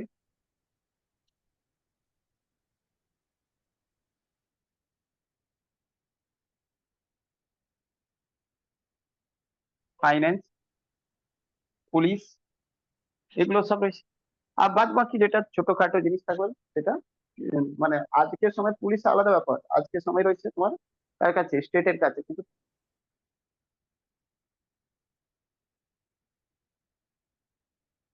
তখন এটা স্টেটের কাছে কি ছিল, স্টেট পুলিশ, এডুকেশন, এসব এক্সেট্রা। এর মধ্যে দু ভাগ করে দিই,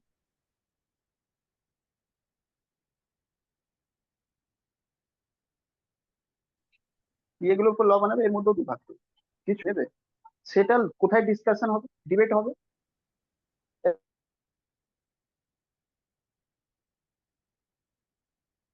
অ্যাসেম্বলি মানে লেজিসলেটিভ কনস্টিটিউটিভ কাউন্সিলে, যারা আর কিছুটা সাবজেক্ট ডিসকাশন হবে, ঠিক আছে, but not responsible at all. মানে ভোটিং এর কোনো দরকার নেই, কোনো মানে ইয়ে নেই, জবাবদেহি মিনস নট রেসপন্সিবল। এটা হলো নট রেসপন্সিবল। নট রেসপন্সিবল কি করে হলো? তো গভর্নর অ্যাপয়েন্ট করেছে কে? সেন্ট্রাল, মানে ভাইসরয়। আর গভর্নর কোনো ডিসিশন নিয়ে নেবে, মন্ত্রী তার কোনো ডিসিশন নিয়ে নেবে, কিন্তু তার প্রতি কোনো রেসপন্সিবিলিটি নেই। কোথায়?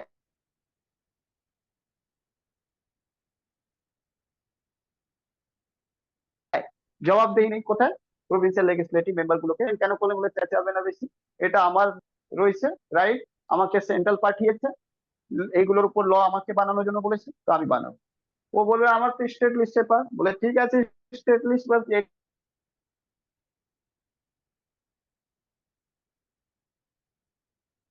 এটা রয়েছে রিজার্ভ লিস্ট, এর উপর শুরু আমাদের এই দায়িত্ব পাঠিয়েছে কে? Central government. That is actually the agency of the central government, that is the governor. Governor agency of the central government, আজও রয়েছে governor agency of the central government, central government হয়ে কাজ করে। ঠিক আছে, এবার গভর্নরকে কোনো দায়িত্ব দিয়ে দিল কি তুমি এটার উপর ল বানাও,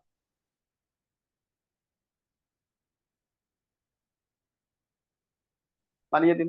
আজকেও আছে, এমন কি আজকে নেই, তারপরে রাষ্ট্রপতির কাছে পাঠিয়ে, বুঝেছো? রাষ্ট্রপতি চাইলে ওই বিল উপর সাইন করবে, না করলে ওটা ক্যান্সেল করবে। বুঝতে পারলে কি? এরকম রয়েছে, বিটো পাওয়ার গভর্নরের কাছে রয়েছে, কিন্তু গভর্নর তো কিছু করে না, ওটা রাষ্ট্রপতি। গভর্নর মানে কি হয়, যদি ইচ্ছে হয় কি এটাকে করবোই না, তো বলে আমি বুঝতে পারছি না, এটা ক্লারিটি দরকার রয়েছে, এটা রাষ্ট্রপতি বুঝবে, আমার মানে বুদ্ধির বাইরে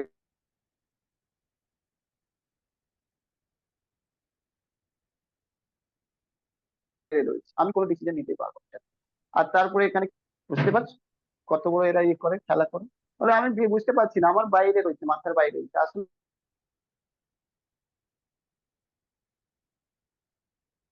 মাথার বাইরে না, আসলে উপর থেকে টুক থেকে সেন্ট্রাল গভর্নমেন্ট ওঠে পারছি।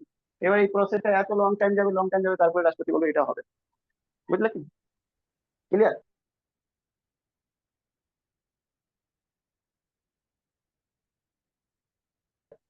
তো সেই রকমই রিজার্ভ লিস্ট আর ট্রান্সলিস্ট, এই দুটো বলা হয়, এই দুটোকে একসাথে বলা হয় ডিআর।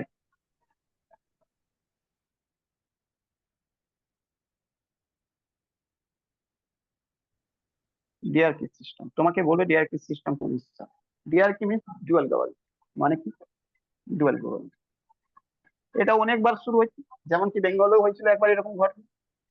বেঙ্গলতে হয়েছিল 1765 থেকে 1772 সাল অব্দি ডুয়াল গভর্নমেন্ট। মানে কি? ডুয়াল ট্যাক্স চলত।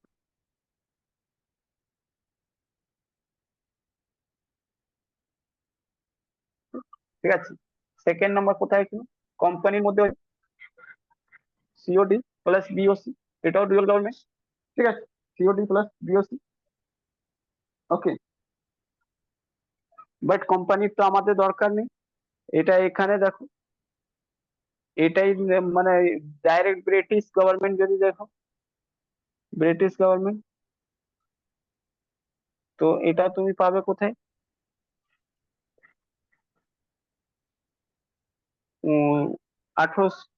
1919 থেকে।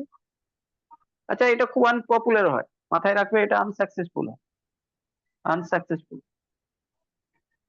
সাকসেসফুল, কারণ এটা 1935 সালে এটা তুলে নেওয়া হয়, খুব আনপপুলার হয়। থার্ড নাম্বার, এখন আজকের সময় সেন্টারতে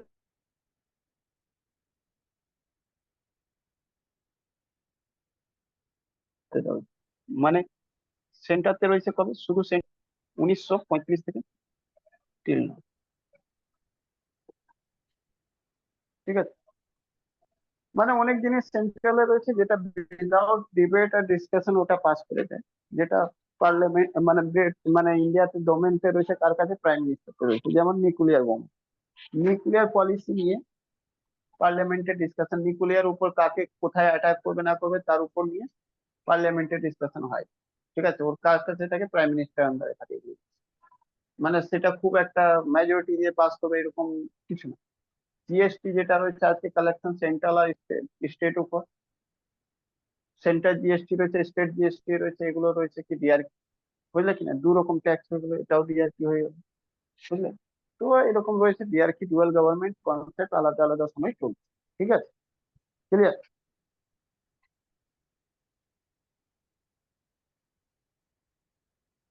ঠিক আছে, এটা একটা আনসাকসেসফুল আইডিয়া ছিল ব্রিটিশ, বুঝবো।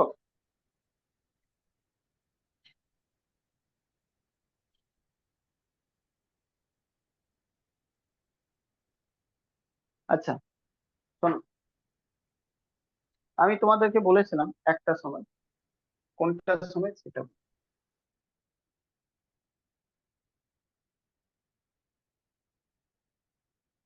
1853 সাল, মনে আছে কিনা আমি জানি না। 1853 সালে কি হয়েছিল জানো? আগে থেকে একটা ইন্ডিয়ান কাউন্সিল অ্যাক্ট, মানে সরি, গভর্নর, এটা লিখবে না, গভর্নর এটা বোঝানো যায়, জেনারেল এক্সিকিউটিভ কাউন্সিল হতো, এক্সিকিউটিভ কাউন্সিল হতো। এটা ওল্ড জিনিস ছিল, ওল্ড ছিল, এখানে বলেছেন।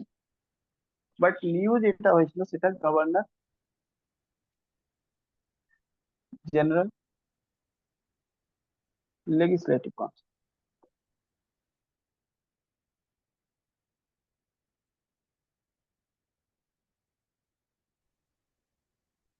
হ্যাঁ কি না, এটা হয়েছে, যদিও এখানে 6টা মেম্বার ছিল, 6 মেম্বার, এখানেও 6 মেম্বার ছিল।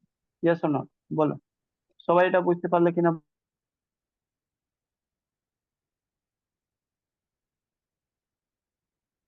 বলো একটু তাড়াতাড়ি বলো। মনে আছে কিনা, আগে কালকে পড়িয়েছিলাম। এই লেজিসলেটিভ কাউন্সিলকে কি বলা হয়? বলেছিলাম ইন্ডিয়ান লেজিসলেটিভ,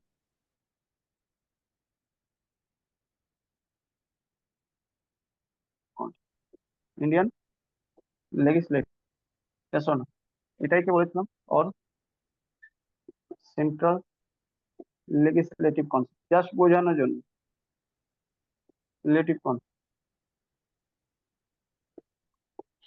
ক্লিয়ার?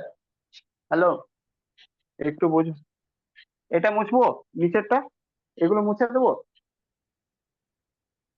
হ্যালো, হ্যাঁ স্যার। তো এটা দেখো 1853 সালে এটা আমি বলেছিলাম কি এরকম ঘটনা হয়েছিল।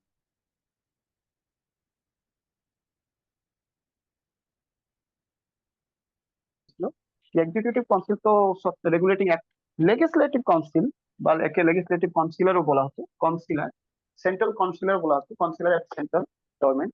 ঠিক আছে, এটা শুরু হলো এসব, এটাই ছিল অ্যাকচুয়ালি, এটাই। ঠিক আছে, এটা নিউ ছিল।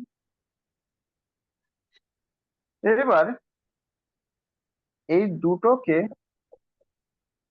1919 অ্যাক্ট, গভর্নমেন্ট ইন্ডিয়া অফ 1919 থেকে কি করলো? অ্যাবলিশ, অ্যাবলিশ না,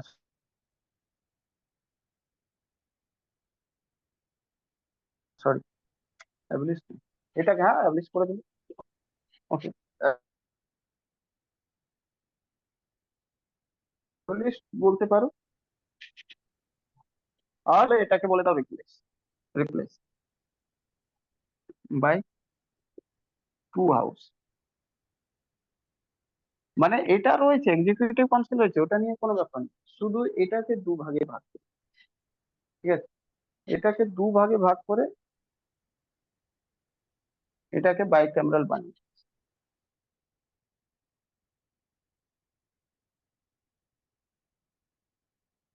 মানে এটাকে টু ভাগ, মানে টু হাউস বাইক্যামেরাল, দুটো হাউস।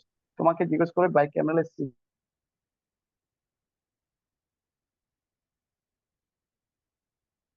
বাইক্যামেরালিজম কবে শুরু হলো? ঠিক আছে, বাইক টু হাউস মানে বাইক, একটা আপার হাউস আর একটা লোয়ার হাউস।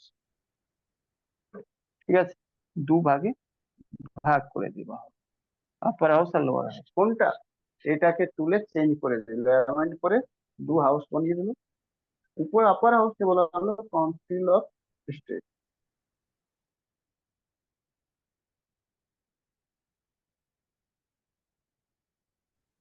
এটাকে বলা হলো কাউন্সিল অফ স্টেট। ঠিক আছে, এটাকে বলা হলো লেজিসলেটিভ অ্যাসেম্বলি। আর দুটোকে একসাথে বলা হলো লেজিসলেটিভ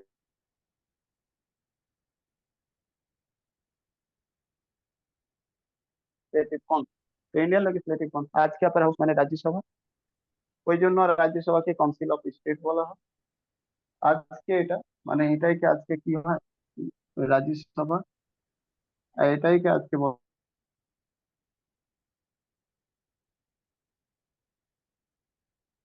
বলা হয় লোকসভা। এটাকে লেজিসলেটিভ অ্যাসেম্বলি বলা হয়, বা হাউস অফ পিপুল বলা হয়, বা হাউস অফ কমন বলা হয়। এটাকে হাউস অফ এল্ডার বলা হয়, এটা লোয়ার হাউস বলা হয়। এটাকে ফার্স্ট চেম্বার বলা হয়, এটাকে সেকেন্ড চেম্বার বলা হয়। অনেকগুলো নাম দিয়ে জানা আছে, সেটা আমরা যখন পার্লামেন্ট করবো তখন বুঝলে। তো এটাকে বাইক্যামেরালিজম, তোমাকে জিজ্ঞেস করবে কি বাইক্যামেরালিজম কবে স্টার্ট করা হয়েছিল, তো এই সময় করা হয়।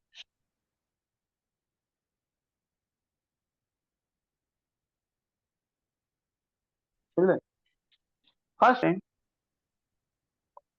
ডাইরেক্ট ইলেকশন, ডাইরেক্ট ইলেকশন, ঠিক আছে, স্টার্টে, ঠিক আছে, first time direct election start, clear কি? First time direct election start, first time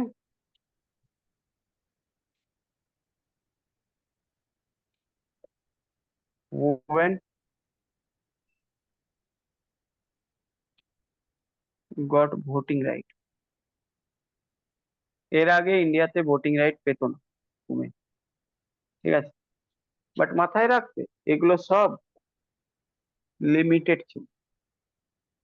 limited মানে 10% থেকেও কম মানুষ এর মধ্যে ভোট দিত। কারা? Educated one, educated, richest, tax payer, এরা ভোট দিত, বুঝলে কিনা। যারা শিক্ষিত রয়েছে, যারা ট্যাক্স পেয়ার রয়েছে, যারা প্রচুর টাকা আছে, তারা দিত। জমিদার এরা ভোট দিত, বুঝলে কিনা। মাথায় রাখবে ইন্ডিয়াতে ভোটিং রাইট 1919 সালেই পেয়ে গেছে, কিন্তু দুনিয়াতে ভোটিং রাইট সব থেকে আগে কোথায় পাওয়া হয়েছে? মিডিলে,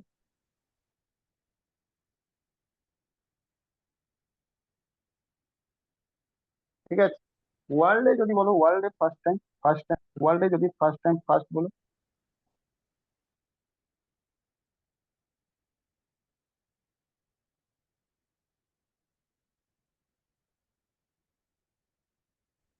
ফার্স্ট নিউজিল্যান্ড হবে, ঠিক আছে।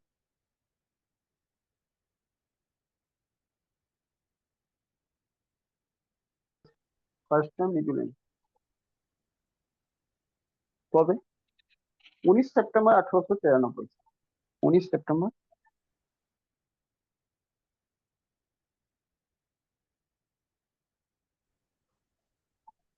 ওইদিকে বিবেকানন্দ শিকাগো কনফারেন্সে ভাষণ দিতে গিয়েছিল, এদিকে নিউজিল্যান্ডে ওই বছরে।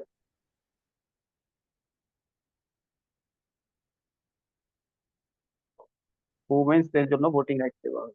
লাস্ট টাইম কোথায় দেওয়া? বছর আগে সৌদি আরবিয়া, ঠিক আছে, সৌদি আরবিয়াতে দেওয়া। Okay.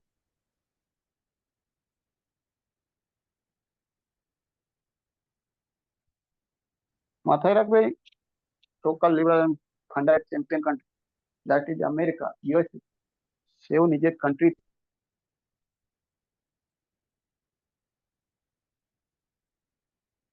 আফটার ইন্ডিপেন্ডেন্ট 4 জুলাই 100 বছর পর প্রায় women right পেয়েছে, voting right। But this is the India and this is the member of Constituent Assembly, legacy of the member of the Constituent Assembly। কনস্টিটিউশনের মধ্যে independent হওয়ার আগে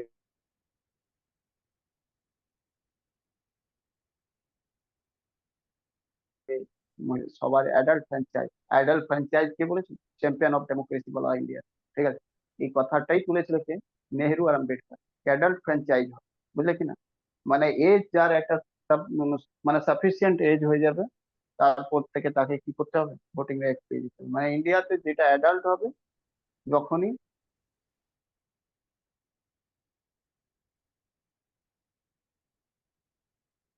তখনই তো তাকে ভোটিং রাইট দেওয়া হবে, মানে 21 বছর পরে তারা ভোটিং অ্যামেন্ড করে 61 অ্যামেন্ডমেন্ট দিয়ে 1889 তে ওটা চেঞ্জ করে দিল কত 18 বছর। কিন্তু এটা ইন্ডিয়াতে একমাত্র হয়েছে যে কি ইন্ডিপেন্ডেন্স সাথে সবাইকে ভোটিং রাইট দেওয়া, বুঝলে কি ক্লিয়ার? আমেরিকা ডেমোক্রেটিক কান্ট্রি তো ছিল কিন্তু ভোটিং রাইট সবাই পেত না, মহিলা 100 বছর পরে পেয়ে। ক্লিয়ার? চলো নেক্সট। তাহলে এগুলো বাইক্যামেরাল যে ইলেকশন হতো, এখানে ডাইরেক্ট ইলেকশন হতো, এখানে এরা যে মেম্বার হতো বাইক্যামেরাল এরা মেম্বার হতো direct election, direct election election দিয়ে এরা আসে। ঠিক আছে?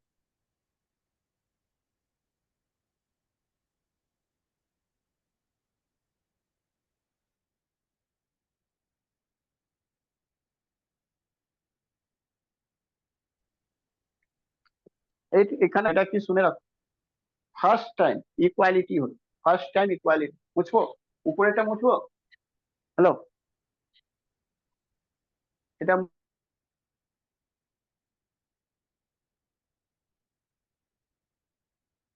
মুছবো? হ্যাঁ এখানে স্যার, এখানে লিখবো ফার্স্ট টাইম। হ্যাঁ কি হলো বলো?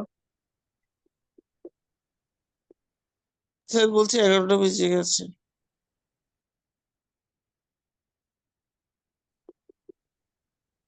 আচ্ছা, এখন first time official majority not written, ঠিক আছে? অফিসিয়াল মেজরিটি রিটেন, এটা শেষ হয়ে যাবে 2 মিনিটে, তারপর শেষ করবো, ঠিক আছে?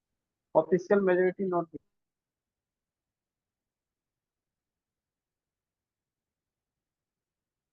রিটেন মানে অফিসিয়াল মেজরিটি রাখা হলো না তাই নয়, মানে কোথায় সেন্ট্রাল প্রভিন্সিয়াল সব জায়গায়, এটা মানেটা হলো কি সব জায়গায় অফিসিয়াল মেজরিটি তুলে দেওয়া হলো। আর ভাইসরয় এক্সিকিউটিভ কাউন্সিলকে, ভাইসরয় এক্সিকিউটিভ কাউন্সিল, এক্সিকিউটিভ কাউন্সিলতে কি করা হয়েছে সেটা শুনে। যে মন্ত্রীগুলো হবে তার সংখ্যা আগেই থেকে 6 ফিক্স ছিল, 6টার মধ্যে 3টে ইন্ডিয়ান হবে, 3টে ইন্ডিয়ান হবে, আর 3টে ইউরোপিয়ান হবে। ইউরোপিয়ান মানে ব্রিটিশ মেনলি। বাট এখানে মাথায় রাখবে, নোট করে, commander in chief, commander in chief not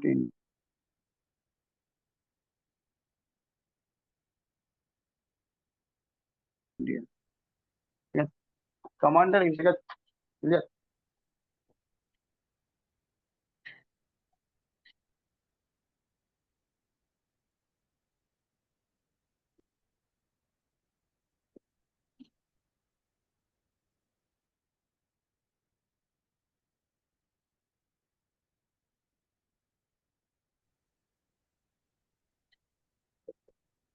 Created a new post at London for India, for British India, British ইন্ডিয়ার জন্য লন্ডনতে একটা পোস্ট ক্রিয়েট করা হলো, যেটার নাম হলো হাই কমিশনার, ঠিক আছে? হাই কমিশনার,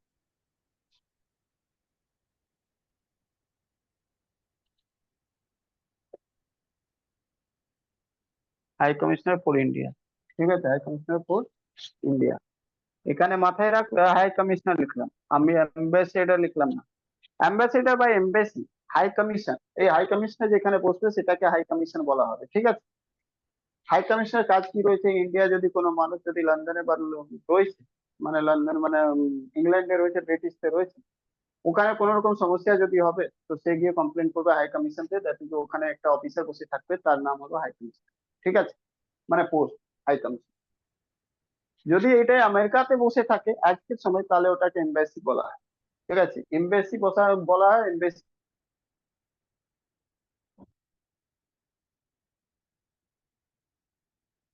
এম্বাসিতে যিনি থাকেন তাকে অ্যাম্বাসেডর বলা হয়। ঠিক আছে, শুধু এটাই তফাৎ রয়েছে।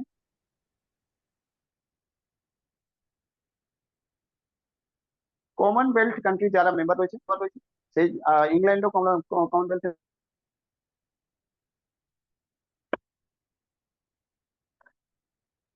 মেম্বার রয়েছে, পাকিস্তানও কমনওয়েলথের মেম্বার রয়েছে, অস্ট্রেলিয়া। এক একটা যে ফরেন অফিসার থাকে তাকে তার অফিসকে বলা হয় হাই কমিশন। আর ওখানে যিনি অফিসে বসেন তাকে বলা হয় হাই কমিশন।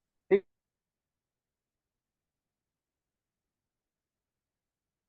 ঠিক আছে। বাট আমেরিকা, ফ্রান্স এগুলো যেটা রয়েছে হাই কমিশন মানে আমাদের এমবাসি হয়, ওখানে এমবাসি খোলা হয়। আর ওখানে যে পোস্টে থাকেন তাকে এম্বাসেডর বলা হয়। ক্লিয়ার, এটা মাথায় রাখ। সেকেন্ড, আর একটা জিনিস, 1926 সালে central public commission, public service commission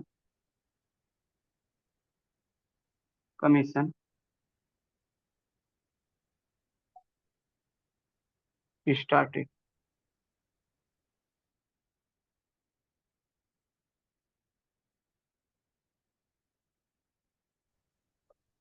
after recommendation of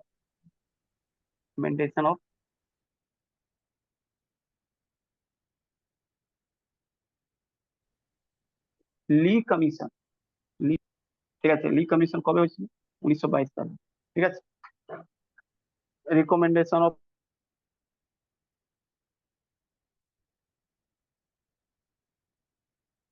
Lee commission, after recommendation of Lee commission. ঠিক আছে, লি কমিশন মাথায় রাখতে কি ফার্স্ট টাইম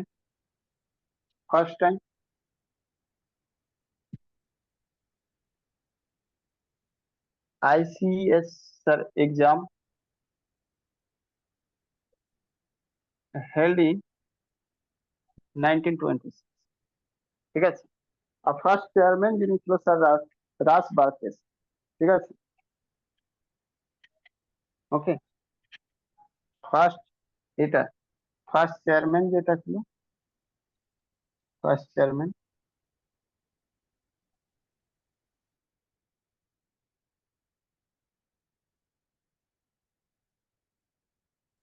সেটা রাস বার্কেসি, তো তখন ছিল না, এর নাম ছিল সেন্ট্রাল পাবলিক সার্ভিস কমিশন। তার ফার্স্ট হেড যেটা ছিল, চেয়ারম্যান যেটা ছিল সেটা রাস বার্কেস। ঠিক আছে,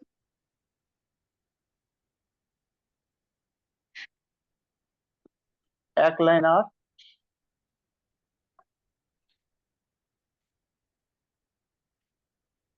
first time separated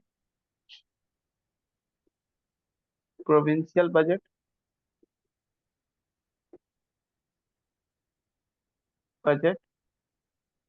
from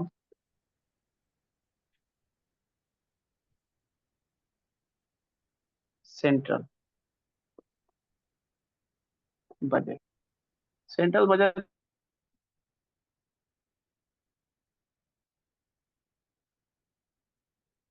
থেকে স্টেটের বাজেট মানে প্রভিন্সিয়াল বাজেটটা সেপারেট করে দেবো। এক্সটেন্ডেড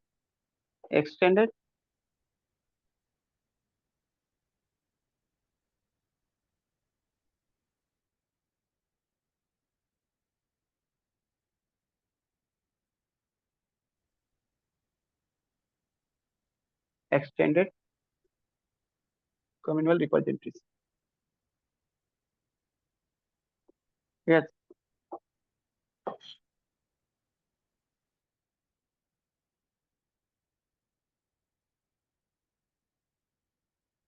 ইন্ডিয়ান কাউন্সিল অ্যাক্ট 1909 সালে শুধু মুসলিম ছিল। এবার গভর্নমেন্ট ইন্ডিয়া অ্যাক্ট 1919 সালে মুসলিম ছাড়াও, মুসলিম তো ছিলই, এটাকে তো ছিলই, আর আবার আরো অ্যাড করে দেওয়া হলো, সেটা কাকে শিখকে করে দেওয়া হলো, ইন্ডিয়ান খ্রিস্টানকে করে দেওয়া হলো। ঠিক আছে,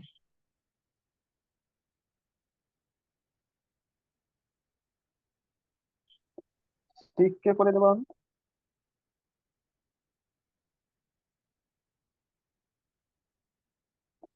প্লাস ইন্ডিয়ান খ্রিস্টানকে করে দেওয়া হলো, ইন্ডিয়ান খ্রিস্টান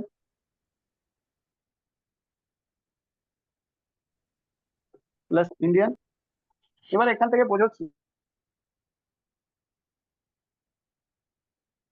জিনিসটা পরীক্ষাতে কিরকম আসে। পরীক্ষাতে 2, 3, 4, 4